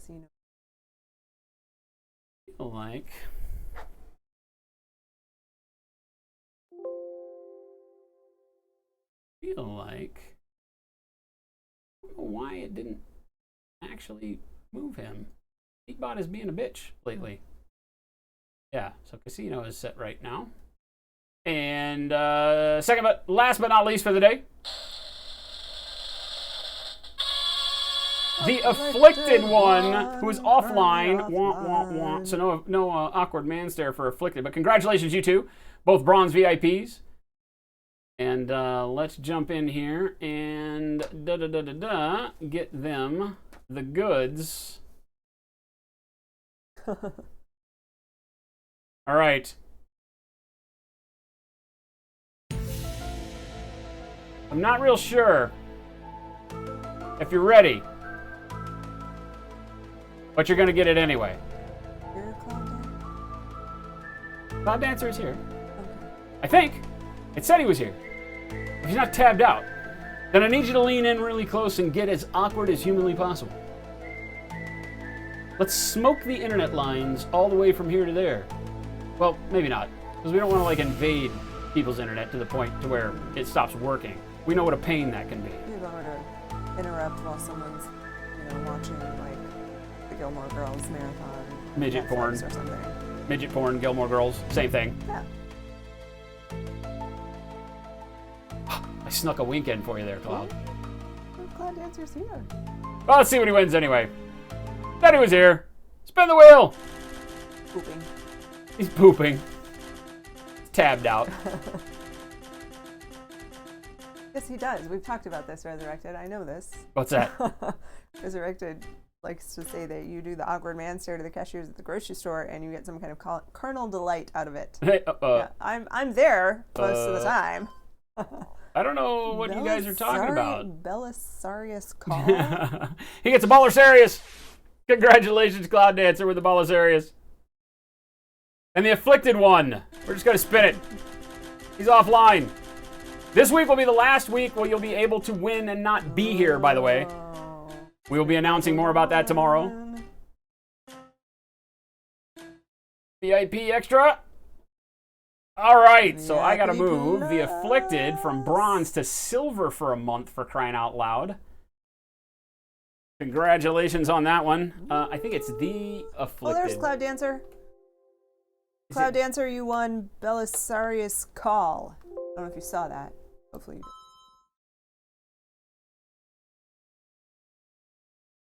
All right, there we go. Moved him to silver for a month. Congratulations to the Afflicted one. And congratulations, Cloud Dancer, you did. You won Belisarius Call. So make sure to type exclamation point winner in chat so you get everything there. And I'm going to go back to the main screen here and Cloud see Dancer. What we got That's in the for whip you, gallery. that link right there in chat. We don't have a whole lot, then we'll take a stare. If we've got 5 million, we might have to move along. Hang on a second. What do we got here? What have we not seen? That's not horrible. We'll take a look at whip real quick. Bam! I will not be doing a refresh, so I'm only going to look at what's in whip right now. Because we got to get gone. Done. Hungry. Over. I'm hungry too. That's a thing. All right. Oh, holy hell. Is that a person in a Teenage Mutant Ninja Turtle costume? No, we ended there last night. Let's start here. What is this? This is Minikai's Age of Sigmar Vargest base. What could you add to make this better on limited funds? Glitter. Glitter is always a bad idea. Don't listen to Jen. I don't know that there's a whole lot that you need to add. I guess that's always a tough one, right? Because I don't know what you're going for with your army. So Minikai, if you're looking at making bases a little bit more robust, the best thing is to do the tree bark stones. Those do a lot. If you've got limited budget, you can buy a whole bag of that stuff for $3 at your hardware store and get enough brown mulch. Oh my gosh, that stuff that's sitting in the pantry right now? Yeah, the brown bark mulch, you get like an 8-pound bag, which is huge, for like $3 or $4, and it'll last you forever. I was demonstrating it, but no one could see. Oh, this is the screen where I eliminated you. Your cam was freaking out. He said he eliminated me. Your cam was freaking out when I was testing it earlier, so I had to get rid of it. Anyway, the bag is still doesn't even. The bag is huge. It's huge. It's freaking huge. But yeah, I would think that I don't know what you're trying to go for as far as the look for your army, but big rocks are always cool. You just got to figure out what the look is. If you want it to be plain and barren, then you can break up into like smaller rocks. What it really does is it just gives a little bit of texture to the base. And then if you wanted to add other effects on a budget, things like, stones coming up out of the ground, you can do those out of foam. And you can carve into the foam so that it looks like maybe it has runes carved into it. You can even use the high density floral foam from the hobby store for that. and you can carve into it and then use a little bit of white glue to fill the holes and use that, so you can make some really cool stuff. It's probably about time that we do another terrain tutorial someday, and terrain on a budget, because we do that every now and then and show you how to use things like foam core board, plastic card, stuff that all in all you could spend $20 and have enough material to make, a whole board of terrain, and the same features apply to doing basing. But I would start there. Like a wet desert. That doesn't even sound like a thing. But you want wetness on it, huh? The only way to do wet is with a two-part, like, epoxy, like a water effect. And those are always going to run you some money, so I don't know. You can't really fake those very well. Some people have used tremendous amounts of white glue thinned down layer by layer by layer. I think that's a horrible idea. It peels up. It's not really good. He said like muddy. Oh, like muddy. Wet desert. I'm like,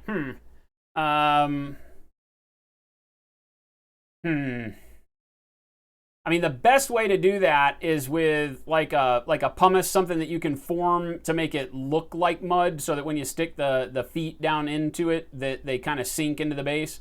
So the Vallejo pumice, we use this stuff, gray pumice. I know it's listed backwards there for you. Gray pumice. I sell the coarse pumice on the site. It's probably about $12, 10 or $12 for a thing of it that'd last you a while. You can do that and form it on the base, and then you can build it up thick enough to where your model's feet sink into it for mud. And then in order to paint it to look like mud, you just paint it like you would normal earth, and then use like a satin varnish over the top of it so that it has a little bit of a gloss in areas so it looks wet. But that's really all you can do. Our state after monsoon season, yes.